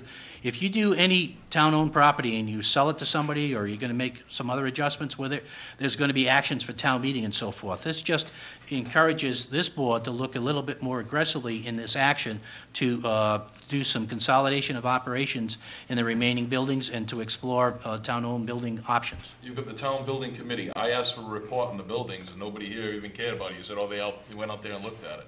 So I don't get that one at all. I mean, we can do that without bringing it to the people. See, I Well, refer we to, can- we can do it without bringing it to the people, but is it wrong to ask the people to take away, given an opportunity to be It's heard just on this very issue? odd. so I don't just, get it. I call this the mom and apple pie question. So not to be confused with the beauty contest question, which is, you know, are you in favor of mom and apple pie? Sure. And what does that mean? We'll have to appoint a committee to get into that. I mean, this is ridiculous. I mean, we could come up with 20 different questions, you know, and maybe we don't run for reelection. We have the town meeting every year decide what the selectmen should do as policymakers for the town. I vote no. Oh, we haven't Yeah, actually had a well, motion yeah, I know, on we're gonna the have a floor, 3-2 but vote. I think you made I can your feel, your I can feel, opinion I can pretty feel another clear. another 3-2 vote coming. Can you? You Okay. guys have lined it all up in advance. I didn't mean to cut you off there. Do you have anything else you want to say in this? No, I'm done. Okay. Anybody else have any comments on this? I mean, the point, Tony, is you're just looking for some guidance from voters. Is that where this is going? I'm trying to put some things on the agenda to give the opportunity for people to participate in the process. And you folks can choose to go with it or not choose to go with it. I feel it's my responsibility to do that. I'm not looking for beauty contests. I'm not looking for, I don't know what you described this one. Mom and apple pie. Mom and apple pie situation. I think part of a democratic process is to give residents who don't participate at other levels and may not be able to serve on committees or attend meetings or have cable TV, to have an understanding, at least through the ballot, of some of the issues that are going on and participate at least at that level it's a non-binding situation, but it at least gives you an opportunity, a sense of what the community really feels. We may feel we know best for the community. I would rather find out as much as I can from the community wishes on this issue as well. You conclude that this is apple pie and mom. I'm not sure everybody would agree that they want to see a consolidation of buildings. I'm not even sure people that are in those buildings are happy about moving to other buildings. So you might give you a sense that you may get more discussion along those lines, and that's healthy. I'm not asking for a positive vote necessarily. I'm asking for the opportunity to bring it before people who live in this community to have a participation in the process. And if that's mom and apple pie, I'm guilty, I guess. One of the things, all the stuff, the lot of stuff we did tonight, I know when I was chair, I put stuff on the ballot, and I think that's a nice way of getting stuff out there. We're paying for the people to be out there, the paper's there, why not throw some non-binding questions, so let's get a feel of what's what. You know, somebody might not wanna go out for questions 1 or 2, but they really like question 4. But at least we're gonna get people out to come and vote. And we can't say, no matter how we come out and say, hey, we put it on the ballot, it didn't come to a town meeting, nobody showed up, it is what it is. So, I mean, I support stuff like this, putting it on the ballot and let the people make a Yeah, decision. like that wonderful decision to have town meetings on a Saturday. Was that 2 years ago? Yeah. We haven't had one on a Saturday since. Well, we're going to have one we're going to have one, and that wonderful decision, we had over 1,600 voters that thought Saturday would be a good idea. No, they didn't care. Well- Very confusing question. Most people didn't care either way. They didn't care. Yeah. So it's a non-binding. I've got the actual count here. I think other people could do it, but it was overwhelming for Saturdays. Matter of fact, that was the only one that passed that year. Saturdays, when we voted for Saturdays at town meeting, 1,653 people said they'd like to see Saturdays, and 1,247 said no. So it was over 400 of the folks that voted. That's pretty overwhelming. Matter of fact, it had to be overwhelming. It's the only question that The passed. point isn't whether it won or not, the question is we didn't do it. Well, We haven't done it. We haven't done it yet. Well, but- it's been 2 years. And We that's could have done it probably last year. People ask me about the The mausoleum. the will was They to didn't care either way. I can't speak for past, I can tell you it's going to be this year. And I know the moderator's not too crazy about it because we've all received some emails on it. His approach was he wanted to delay it and bring it before town meeting. And I respectfully ask that we do it because the people have voted on it. That's why I had those figures there. And we should try to respond to what the wishes were. So We I we asked could for have at least one drafted a time. warrant last year and put it before town meeting. We don't need the town moderator to put issues before town meeting. We put 50-some warrant articles before town meeting to vote. We could have done it. We didn't. Well, I can't speak as an individual member last year. You were chair last year. Last year was chair? You were vice chair. I was vice chair last year, and so because we didn't do it, you don't want to support it My now? point is, I don't, We're getting off topic. we're I mean, putting the point these is that- non-binding advisory opinions of vaguely worded good intentions on loading up a ballot, and we haven't even delivered on those non-binding, well-intentioned articles we put on the ballot 2 years ago that passed, in your own words, overwhelmingly. and I have had discussions. And I think this is actually even worse, more poorly worded than the town meeting. At least that was specific. This is, hey, do you want to give up a building someplace? Well, Craig, I think... This is silly. It really is. I understand your objection. Town meeting will be on a Saturday this spring as chair, and this is the first year I've been chair, we're going to be enforcing that. I did respond to the moderator's request, as we all had an opportunity to do that. I don't know if you did individually or not as board members, but it will be in a Saturday, and based on the recommendation of a town administrator, we didn't do it last time. I lobbied for it at this board as one of the 5 selectmen, so in response to that, that's the answer. In response to the poor wording, all the wording that we have in these two, if this is voted in the affirmative, we would ask for town council's support on that, and we would have that for the next meeting. So maybe the town council will be poor wording it as well, but that's the plan. I make a motion on question 4 that we, in essence, send it up to town council to get the wording to be placed on the April ballot. I'll second that if I can say something. You can say something, Mr. Not talking just to you, Tony. Not talking just to you. This is a question that we're dealing with right now. It's very topical. We're floating around various plans about consolidating buildings. There's nothing wrong with getting a little sense from what people think what we should do in this case. There's nothing wrong with it, and I'm all in favor of putting these questions to people, binding or not binding, and getting their feedback. A lot of times, people, they just don't take the time to express an opinion, send a letter, make a phone call, but they do go out and vote. And it's the one chance you get to get a sense for what people think. And I'm in favor of these kind of questions. Anybody else want to be heard? Hearing none? Nobody from the audience? All those in favor? Aye. Aye. All those opposed? Aye. Chair votes aye. Is there any other questions, part of the email that was sent out, if any board members wanted to propose any questions for ballot purposes? Anybody else have any? Nope. Okay, hearing none, then we are, right now, we have 3 questions approved.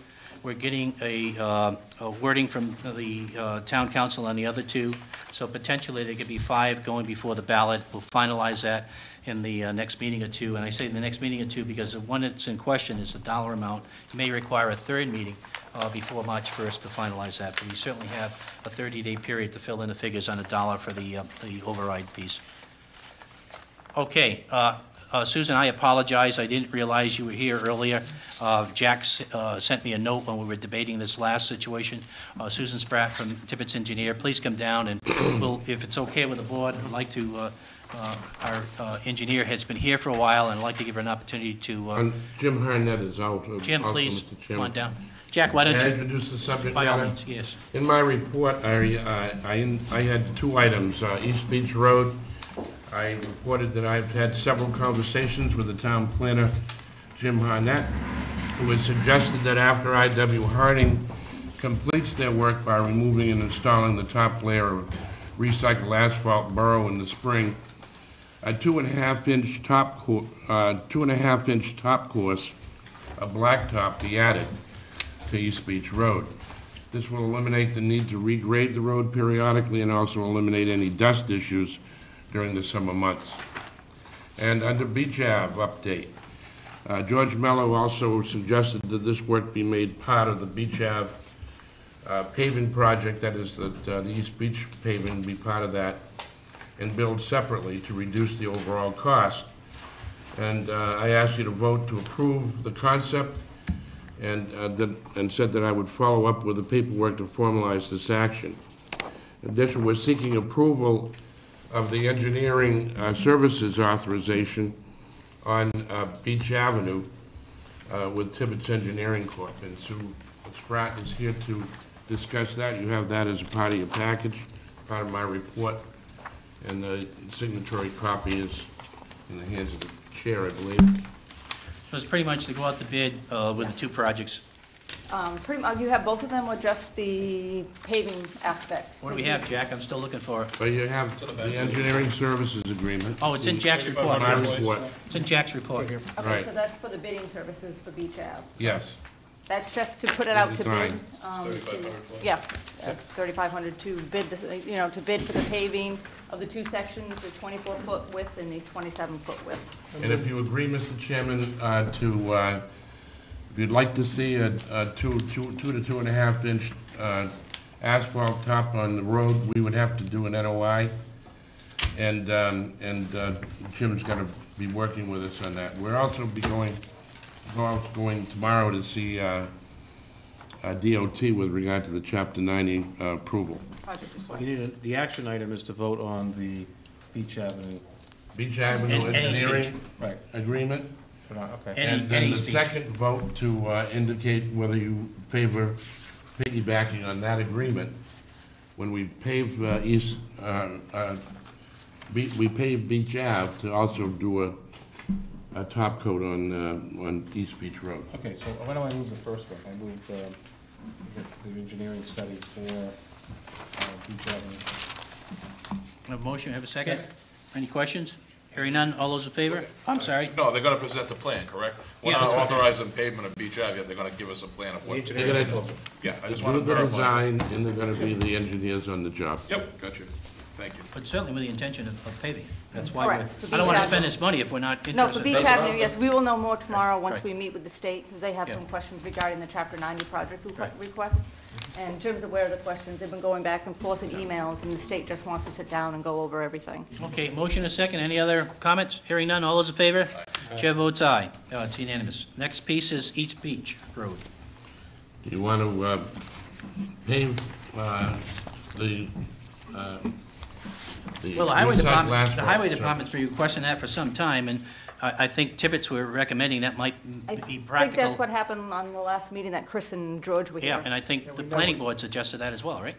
I haven't met with the planning board on it as well. Well, but the I- town planner. I did meet with Chris Gonzalez and George Mello from Tibbetts. Right. We looked at the options. The gravel that's out there now forms a great base. Right. You do pave it, you won't have the maintenance that you're gonna have if it's gravel. The gravel out there, anybody that's been out there lately can see that it's in tough shape, and the pavement will alleviate that. And this is what the highway surveyor has been asking us to do. It gets rid of the washboarding effect and. Yep. Yeah. Yep, which we need to talk about before you guys leave tonight, because it's still out there, but do I have a motion to include it, the bidding, the combination, so we can take advantage of, the bidding process? You got the Second. equipment down here, whoever does the bid, they do both at the same time. Second. Any questions? But Where's the yes, plug? I have a question. Good. Why is it that we went in the direction that we went in with the rework material? Why was that the original recommendation?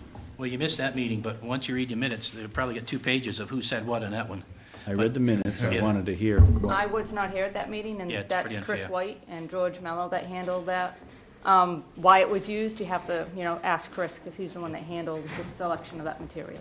I think for lots of reasons, and again, if you read the minutes, you're going to see that the environmental folks thought it was the best way to go. It would be more environmental friendly. I think the engineers kind of went along with it because they thought we were interested in doing that. I think there was a misunderstanding that we couldn't blacktop it, and then we were told, well, that. We still have to do an NOI in order to get the authorization to do But there's no, doesn't seem to be any blockage in doing that. And, if we do what we're required to do and asked to do by the highway surveyor, I think we can do this. So I think we're all in agreement that it's probably the more practical way of maintaining the road. Well, I just wanted to be a lesson learned. Why did we take that approach when clearly it just didn't work? There was another reason, and that is that we have repeatedly seen that road break up and have to be carried away, to be ground up for recycled asphalt material, by the way. And it seemed to some of us, including myself, that it would be a better idea to use recycled asphalt pavement, something that you could gather up and reuse to rebuild the road, rather than pave it again. I just don't see that. It turns to mud and it goes away. Normally it doesn't. It's going to harden up It's going to form a nice base, and Jim agrees with that. Everybody agrees that if it was laid down laid down properly under proper conditions in the first instance, we wouldn't have had the experience that we did. Is it going to form a good base, or is it just convenient to use it because it's there? Because it's going to be worse than rebasing it, and we should think about rebasing. In Chris's opinion, it will form a good base. But would it be better than what we would have had if we didn't put that material down? Oh, yeah. It'll be better? It's the same. A better base? It's basically the same material that you would use. Yeah, for the base. certainly you have to do grading and so forth, Yeah. and you gotta do some repairs. But the idea is for most, and that was discussed at the last meeting, it's always gonna be a little dusty if you don't do it. So can you imagine going to the beach in the summertime, the people that wanna fight the rocks, and they'll fight the dust going back as well, because it's gonna happen. If the drier it's gonna be, the dustier it's gonna be. But this material will form a better base than if we didn't use it and we used regular gravel as a base. It's the same, you can use either gravel or reclaimed asphalt as a base. You can use either, and they're both used very often in state projects. Right, but is it better, I the can't same, or answer- worse? I can't answer that question. Okay, that's Well, my Chris- concern. Chris said could yes. answer that question.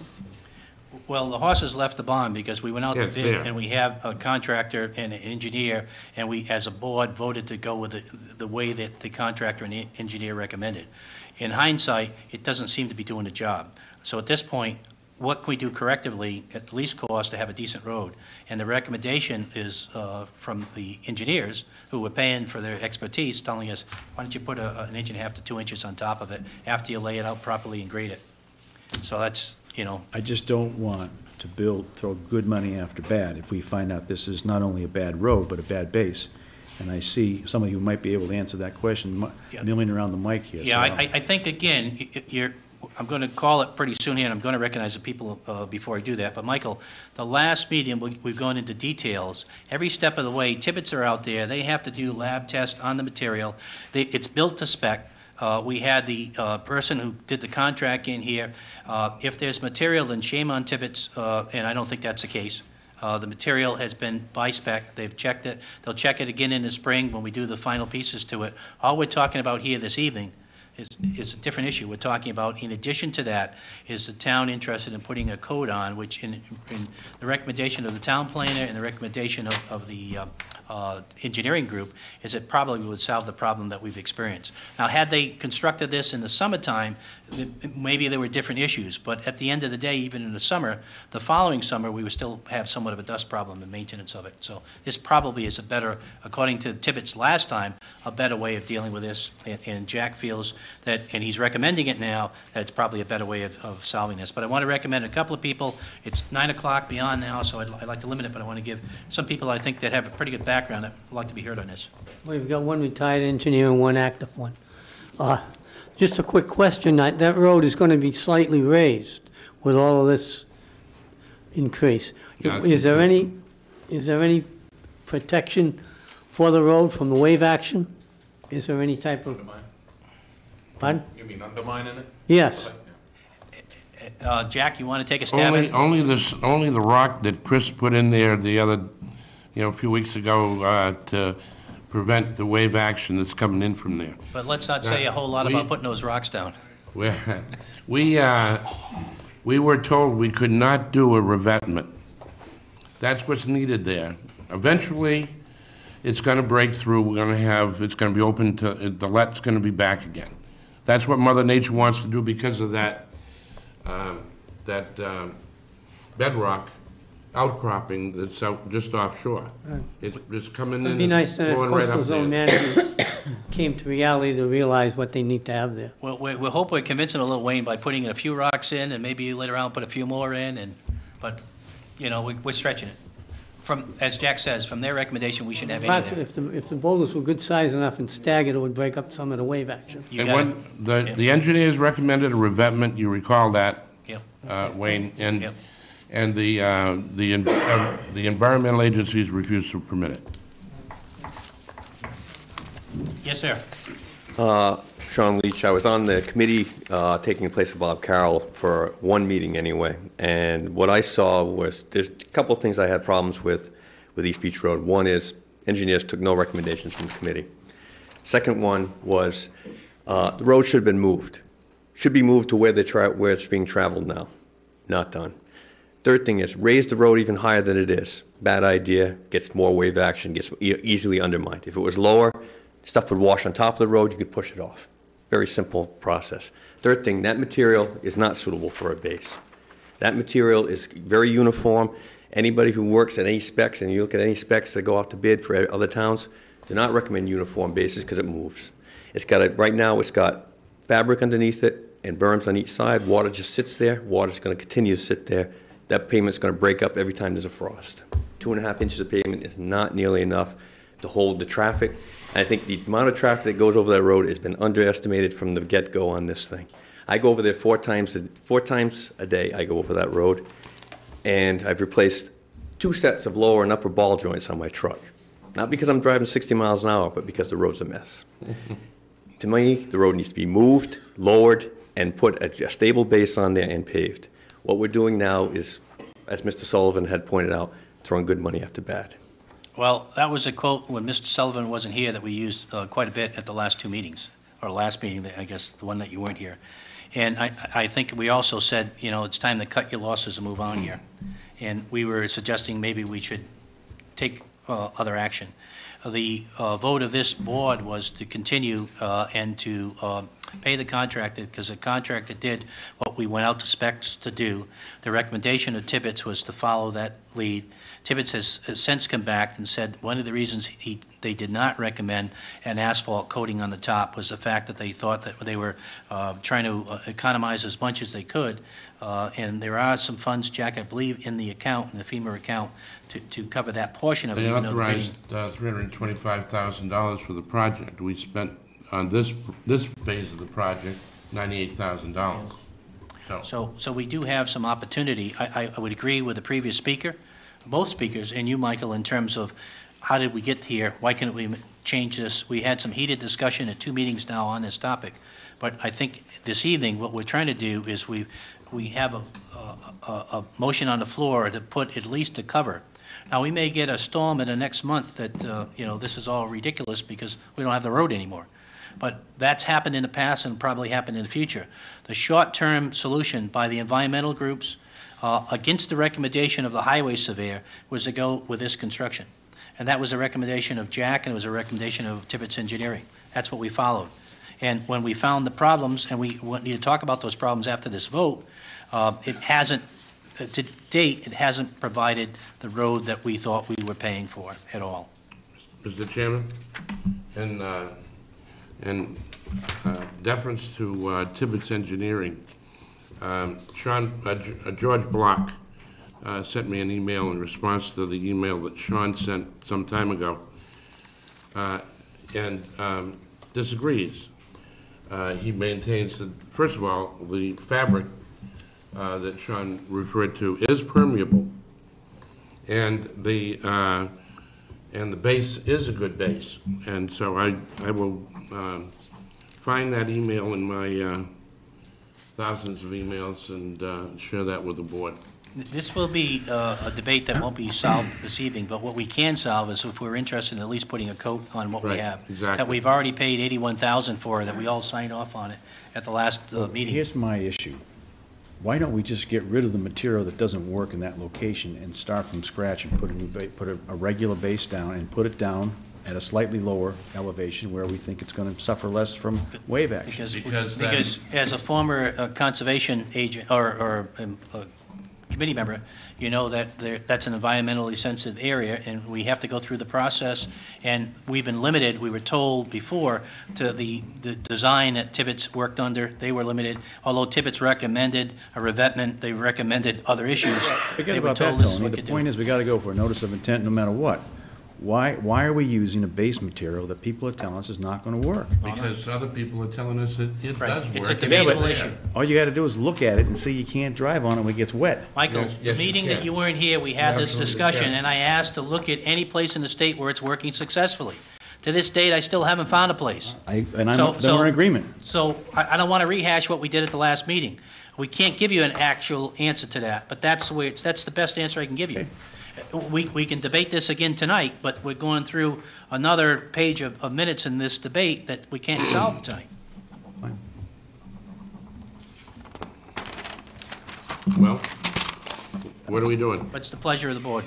The request is to bid both at the same time if we can.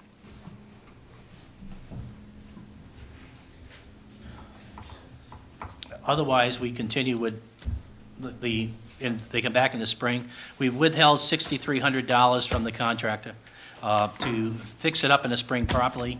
It's not and the to grade- contractor's fault. Yes, it is. Absolutely. Contractor did what he was Michael, told you to do. weren't here at the last meeting. We spent at least an hour talking about the contract. There was considerable evidence that the contractor was advised against laying the material that was wet, laying it during a rainstorm, and they proceeded anyway.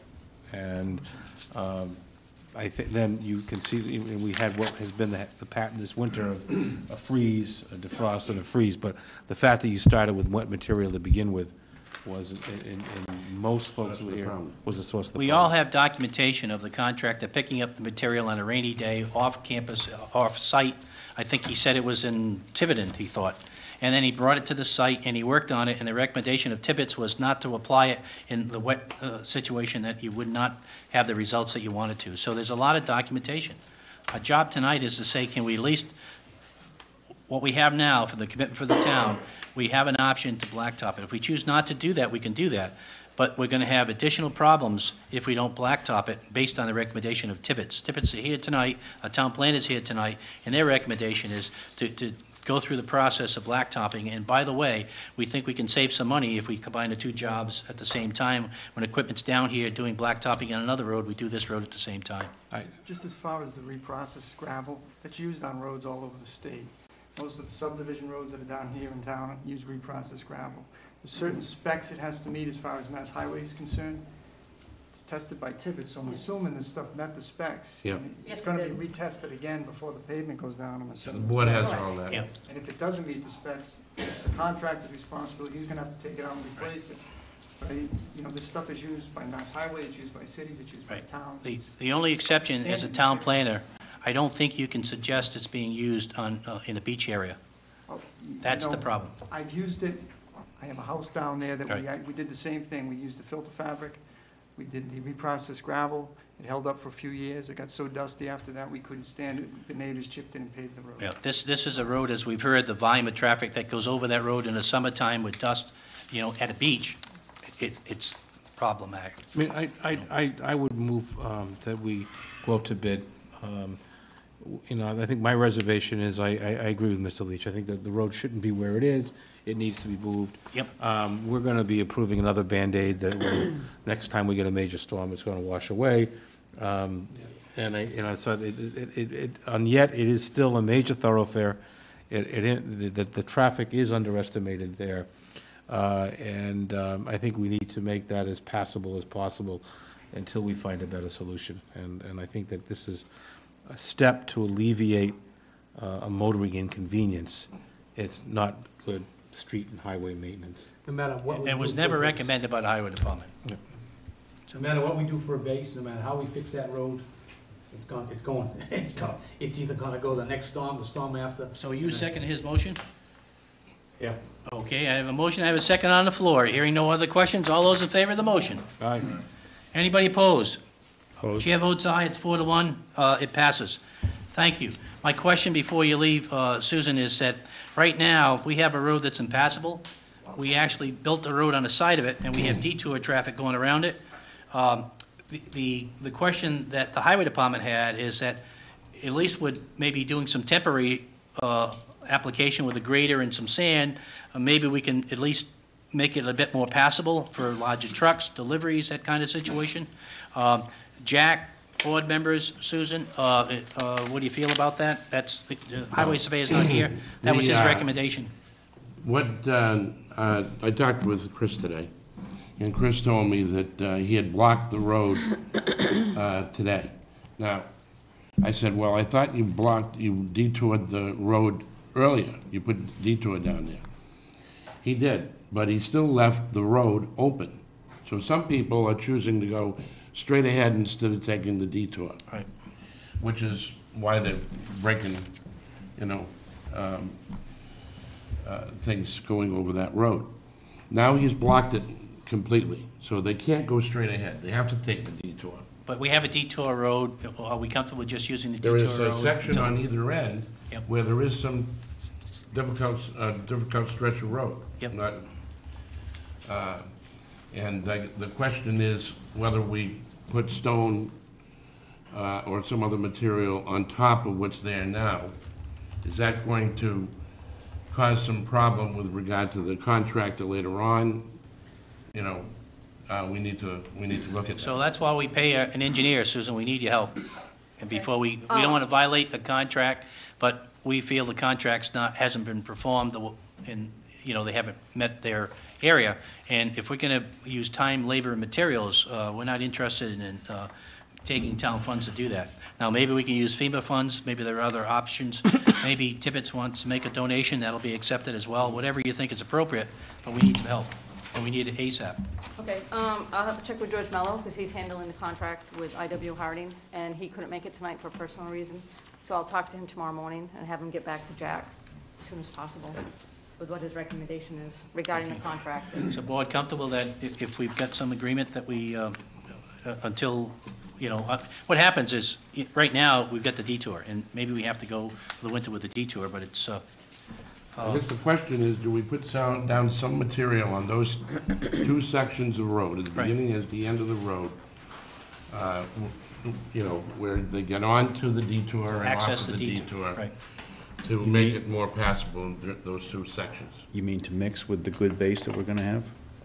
No, to basically fill in the voids so that they're not bouncing through it. And either stone, I would think it would be stone, wouldn't you, Jim? Yeah, I don't I think we're we got beyond another. we're beyond our expertise at this table to try to decide that. That's why we got an engineer. Yeah, and a town planner who's been That's involved right. in a lot of this stuff. But I think we have to take some action to make it a bit more passable than what it is now, just for the Okay. safety issue with people. We will explore that and come back to you. Yep. Are we in agreement that, from a safety standpoint, or do you want to wait before any action's taken at the next meeting, or I think can we authorize folks to do You it? can't leave it, just, even they gotta put some gravel in there, roll it, and. Be 10 degrees again. And then I don't after know. that, just Yeah. tear it back out when the time comes. I mean, that's a safety, you can't leave major potholes and stuff like that. Yeah. Just put it down. Okay, okay, we need a vote, or are we comfortable with it? Anybody opposed to this? Okay, good. Thanks so much, appreciate it. Okay, back to the agenda. Next item is discussion on Water Resource Management Committee's recommendation of 4% interest rate on the septic system betterment program. Jack had recommended that before. We've had some discussion. We took a vote of this committee to move forward. At this point, we're going to go back to town meeting to talk about whether we need to or not. We can debate, but the Water Resource Committee suggested, why not go back to town meeting, say, this is a deal now, they'd be paying 4%, this is how it'd be working. So I move we put the 4% rate on the town meeting warrant. Second. Okay. Any discussion? Hearing none, all those in favor? Aye. Chair votes aye, it's unanimous.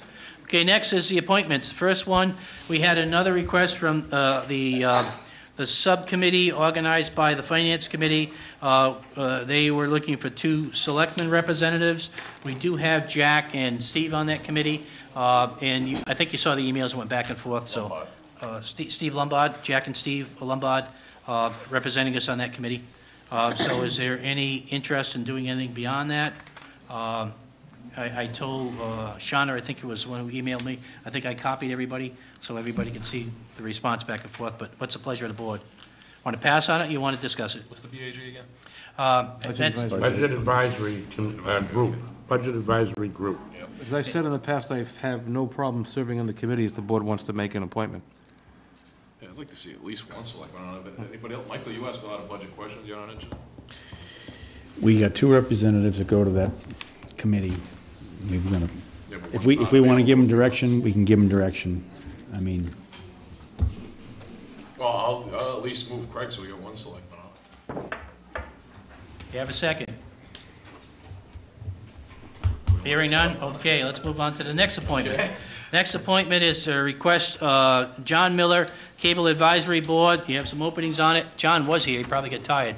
but I unless move he's outside. I move appointment of John to the Cable Advisory Board. Yeah, I don't know if, Diane, do we have an opening on the cable advisory? Even if we don't, John's a member of the finance committee, and I would strongly suggest that we consider that John go on that. That's fine, I just didn't know if there was any opening. He can keep the chair of that committee on the straight track. And I'll resign, he can take it No, over. no, no, no, no, no. I'm not suggesting. You guys like term limits, I'll give you a term limit. No. We're gonna see if you get into the cable. Okay, we got a motion and a second. All those in favor? Aye. Chair votes aye, it's unanimous. John, if you hear this, you're now a member of the committee, you gotta get sworn in. Email me. Okay. Next, action items. Vote, Wayne's still here. Vote to accept the resignation of Wayne Sunderland from Planning Board and vote to place the vacancy on the annual town election ballot. Now, we can reconsider that if Wayne's reconsidering, though. See, I was hoping that because Wayne stood here all night. That's what I He was thought. going to So you want- reconsider his decision, right, pull his, resignation, and we just, welcome him back to serving with Yeah, us. the only reason we actually have it on is Wayne had given it to us at the last meeting. We asked Wayne to consider if he wanted to reconsider that. But if he's, feels he wants to go forward, it would allow us tomorrow morning to have the town clerk advertise the position. People could run for the office, we could fill it that way. But we certainly would like to have you, and Wayne's at the mic now, so give him a chance to speak on it. But we'd love to have you, Wayne, reconsider. I appreciate that, but the way I did this time-wise was so you would have the opportunity to get it on the ballot. I've just got too many personal things going on right now with my family.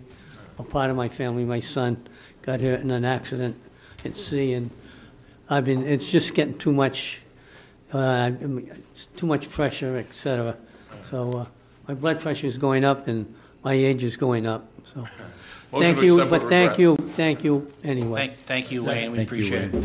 A motion and a second on the floor, and Wayne, if we vote, I'm sure we're going to be voting to support your, and with a letter as well, but you're always welcome to come to our meetings in the planning board and participate, and you haven't in the past, and we encourage you to do it in the future. We Hasn't do been learn any from you once questions in a and while. answers to bring up. Yeah, since you haven't been here, hasn't been anything, so That's your job. get over early. Okay, all those in favor? Aye. And chair votes aye, it's unanimous, again, with a letter of thank you for service on the planning board. And we'll notify also Diane first thing in the morning, the town clerk, so she can advertise that, and we're saying publicly, anybody who's interested, you can pick up a ballot for papers for nomination, and you have, she'll explain all the details, but you do have some time. That's a Four-year to fill term. a four-year term, so be a four-year commitment to the planning board. I'd encourage people to consider that, and it's a really important position for our town. If you go to the town clerk's office, as soon as it opens up from that point on, the papers will be available, and the election is April 8th. I think you have to have the papers in by February, somebody help me. We have somebody who's running, it's going to tell us in a sec. February 18th. Must be submitted to Board of Registrars By February 18th. So if you pick up the papers tomorrow, you have till Couple of weeks. February 18th to pass it in. So the time is getting a little closer, but you do have time. And there are people that would help you get those signatures if you need it, because we'd love to see people participate. Thanks. Okay, vote to accept donations for the Council on Aging. Michael, at the last meeting, we just asked for a little bit more detail. Michael is our representative of the Council on Aging. I think we have that. It's in our packets. Any questions on that from anybody? No, I saw that they put down where they want to put each one, so Yep. I'll move the question. Second. Okay, I did notice on there, one of them was a donation for the food pantry, and I thought that was something that they were not directly, No, they have made no changes with regard to the food pantry. They're discussing the future of the food pantry, so they're still accepting donations. on behalf of the food pantry. Yeah. So the budgets are kind of, they've accepted on behalf of the food pantry. They're kind of I assume coordinating the so. funding. I assume so, yeah. Okay. Motion and a second. Any other questions? Hearing none, all those in favor? Aye. Chair votes aye. It's 4-0. Dick has left the room for a sec. Next is the, We let's already see, did the next one. did the next one. Annual report. Did anybody have a chance to read the I annual read it. report? I'll I move haven't it. seen it, where is it? It was in our packets Friday. I couldn't find it. You. Unless I dropped it, I didn't see it in mine. I You know thought what, it maybe might was have on been, email or it something. might have been a second page of something, right? But it was a page and a half. Here's a I'll copy go here. for it if I get Here's any a copy modifications, here. I'll tell you. Yeah, I didn't see it. Yeah, I move approval. Any suggestions, any No, it's changes or good, anything? Tony. people want? It's Okay, good. hearing none, motion on the floor, a second, all those in favor? Aye. Chair votes aye, it's unanimous, and everybody signed it in the back, that's why it's important to make sure you're comfortable with what's there. If you read it, Stephen, you see something you don't like or something, let us know, and we can bring it up next time, okay? Next is the ballot, we've done that for the elected to the appointed. Approval of regular minutes for January 13th. Okay, do we have a quorum of people attending? Okay. good. Yeah, you do, because I was the only one that was missing. Okay. I entertain a motion.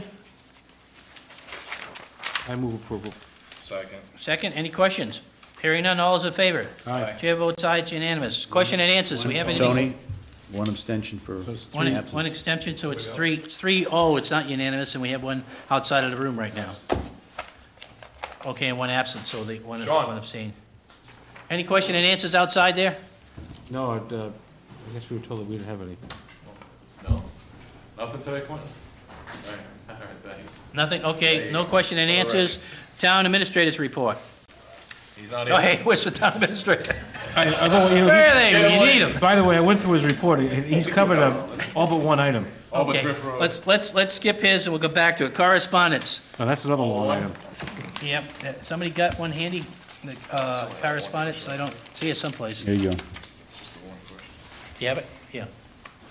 Okay, correspondence, a letter was received by the Harbor Advisory Committee regarding approval of permits and user fees for the remainder, to remain unchanged for the 2014 boating season, and those fees are such, commercial mooring fees, $40, private, $10, and waterway use fee per foot, $3.30 per foot, all watercraft. And this was recommended, signed by the chairman, John Azevedo, chairman, Harbor Advisory Committee. Pleasure. Thank you for doing the write-up. Okay. Second.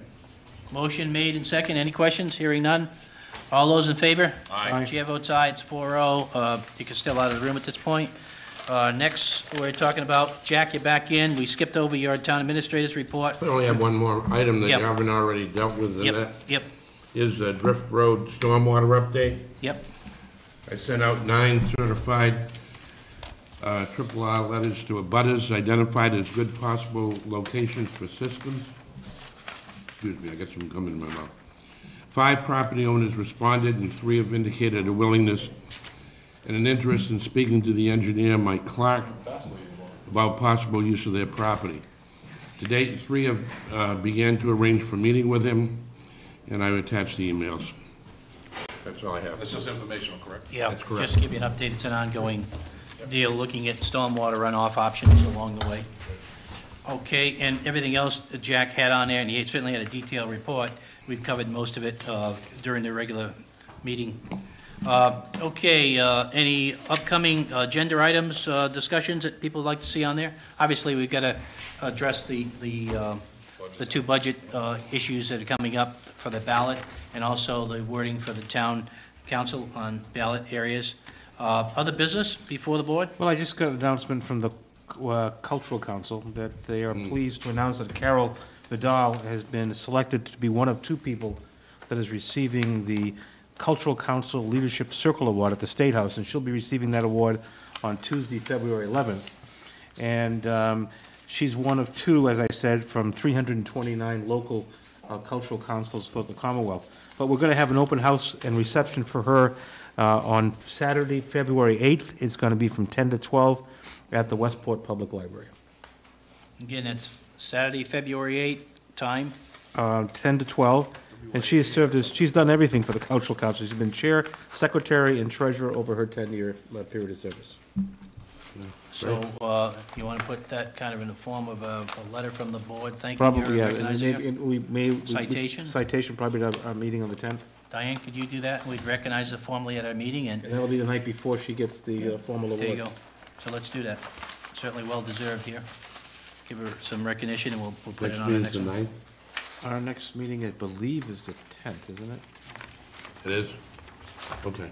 Yeah, and she, I think Craig said the formal is the 11th, right, in Boston? Yes. So we'll And have then- that and our ma- citation. And yeah. then we're having the local reception on the 8th. Yeah. Yeah, okay. Now, will you be going up to the 11th piece? Probably not. Okay, because if you are, I would encourage the board to consider, I mean, you could take it on behalf if they want to recognize it up there too. We Okay. could do it formally here, but we would ask you to represent us there to make the presentation if you want. As well as maybe we can contact our state reps to see if that's a... By all means, let's do it, yeah. No problem with that, with everybody? Good. Okay, any other comments, business for the board? I'm going to go around the table here before, we're going to be going to executive session, but before we do that, around the table? Snow and ice on Route 6. I bring it up every year. I didn't really have support to bring it to town meeting for a bylaw, but I'd just like to remind, especially the businesses on Route 6, please do not stockpile your snow on the sidewalks. It's still a big problem, and thank you to the businesses and residents that clean their sidewalks. But if you look down Route 6 right now, all the snow is going off the sidewalks, except when people are stockpiling it, forcing people to walk on the highway. The only other thing I have is if we could please send Valerie a note, just to give any meeting she's gonna tape a heads up a day or two in advance, just so they know it's gonna be taped. It happened again last week, I didn't know till the last minute, just courtesy to the board. Some people come straight from work, you know, they're filthy, it depends on what your position is, but just to give a board 24-hour notice that they're gonna be taping would be nice. So the last meeting when you came in with your suit jacket and I had You my were farm in your clothes. farmer jeans, yes. Is this a suggestion? Would've been nice if you dress wore a up? shirt under Okay. them, but yes. All right. Yeah, can we just send her a little note as a courtesy? to Sure, gotcha. Let boys know? Yep. That's all I have. Craig, anything else? Michael? Okay, I just want to, thank folks for what they're doing. We've got some stressful times here. It's not easy. There's going to be difference of opinion, but I think we're moving in a direction, I think, that will benefit a lot of our employees. Last week, the Mass Municipal Association, Jack attended, Steve attended, and myself. A lot of good stuff out of there. A lot of cities and towns experiencing similar issues, great resources. Go to the website, look at cities and towns. People that are watching or listening to this, you can go to the Mass Municipal Association's website in any city in the state pretty much, and you can get their whole website, see what they're doing in any department, do some comparisons, do some benchmark studies, get an idea of size of the community and what they're dealing with. And I think you'll find that your town holds up against lots of them. We have some challenges, but we're not alone in that situation. The other thing, which I'm sure is public by now, is the mayor has said that Mayor Flanagan is going to be entering an agreement tomorrow, I guess, with Foxwoods for a casino in Fall River. And I've had some conversations this afternoon with our town representative, and I know that both the town representative and the town senator, if this goes through, there's a ways to go, but it could happen as early as next May for a final vote as one of the casinos. There will be an impact within our community if something's that close by in Fall River. So I'm not a proponent of casinos, but if that's the wishes of the public and they're going forward with it, I think we need to be right there talking about the impact of casinos on the town of Westport. Impact in public safety, impact in any kind of security issues, impact in infrastructure, roads and so forth, and any contract that's negotiated with the city of Fall River, not only Westport, but certainly other communities, but selfishly, Westport should be at the table in those negotiations with the backing of our state senator and our state rep to make sure that we get some monies to cover some of these costs, the impact that it'll have in our community. It's worth looking at the town of Easton's agreement with the proposed slots parlor. They're not, the Taunton Rainham dog track is in Rainham. They have an agreement, and Easton has been saying, hey, every car that's going to that place has to drive through our town. And they have also negotiated, not a host city, but an impact agreement for that town. Yeah, I think it's $50,000. No, that's about $300,000. Is We it? were on the Oh, yeah. record through Serped, being at the table for funding with even Easton, as being Bristol County area. Yeah, being so close, Westport to Fall River, we would talk about a sizable impact in our community, and we need to talk aggressively about how we're going to do that. I think it'll be public. My guess it's already public now, but the formal commitment will be made yesterday will be made tomorrow with a press conference, and in the weeks to follow, they'll be finalizing that. They're looking at anywhere from 30 to 70 acres, so that's going to be a challenge, and where that's going to be. And they're not there yet, but they're close. And I can tell you that Saturday night, I had dinner with folks from Everett, and Everett feels that they're definitely going to have one there. They're competing, Everett and Revere are competing between one of those two communities that will have a casino, and they feel that it'll be voted on the latest by May 30th. and this will be in that same situation. I know New Bedford may be in or out, there are other people, you'll be hearing all kinds of conversations, but this one has the most dramatic impact on us. The folks from Everett are convinced they are going to get one, and that the Wynn folks from Las Vegas are the ones that are funding that one. This one is dramatic in Fall River. We're talking about close to, I think, $750 million minimum. Diana gave you the information. I think you put it in the packets. I don't know if you had a chance. You didn't? Okay. So just, I'll talk a little bit more then. I think they're talking about over 20 restaurants involved. They're talking a large entertainment center that's involved in this situation. It's a sizable piece. I mean, if you've got, 17 or 30 to 70 acres, you got a pretty good size parcel there. So they're talking about quite a facility, and it'll be Foxwoods that they'll be negotiating with. And again, what I have been told is that it's probably public now, but the contract will be signed tomorrow and it'll be announced by the mayor. It's nice to ask the neighboring Just one communities. more thing before. I'd like to thank the police department for the great job they did in that home invasion. Made an arrest real fast, caught the guys. I thought it was great police work that was done, so I had to go out for those guys. Also, wish well to the police officer in Bedford who got shot. He injured his arm, shot through the arm. The bullet's still lodged inside him, just too close to the heart. That's why they're waiting to see what they can do. So it's not out of the woods yet. So even though he's out of the hospital, it's still a situation.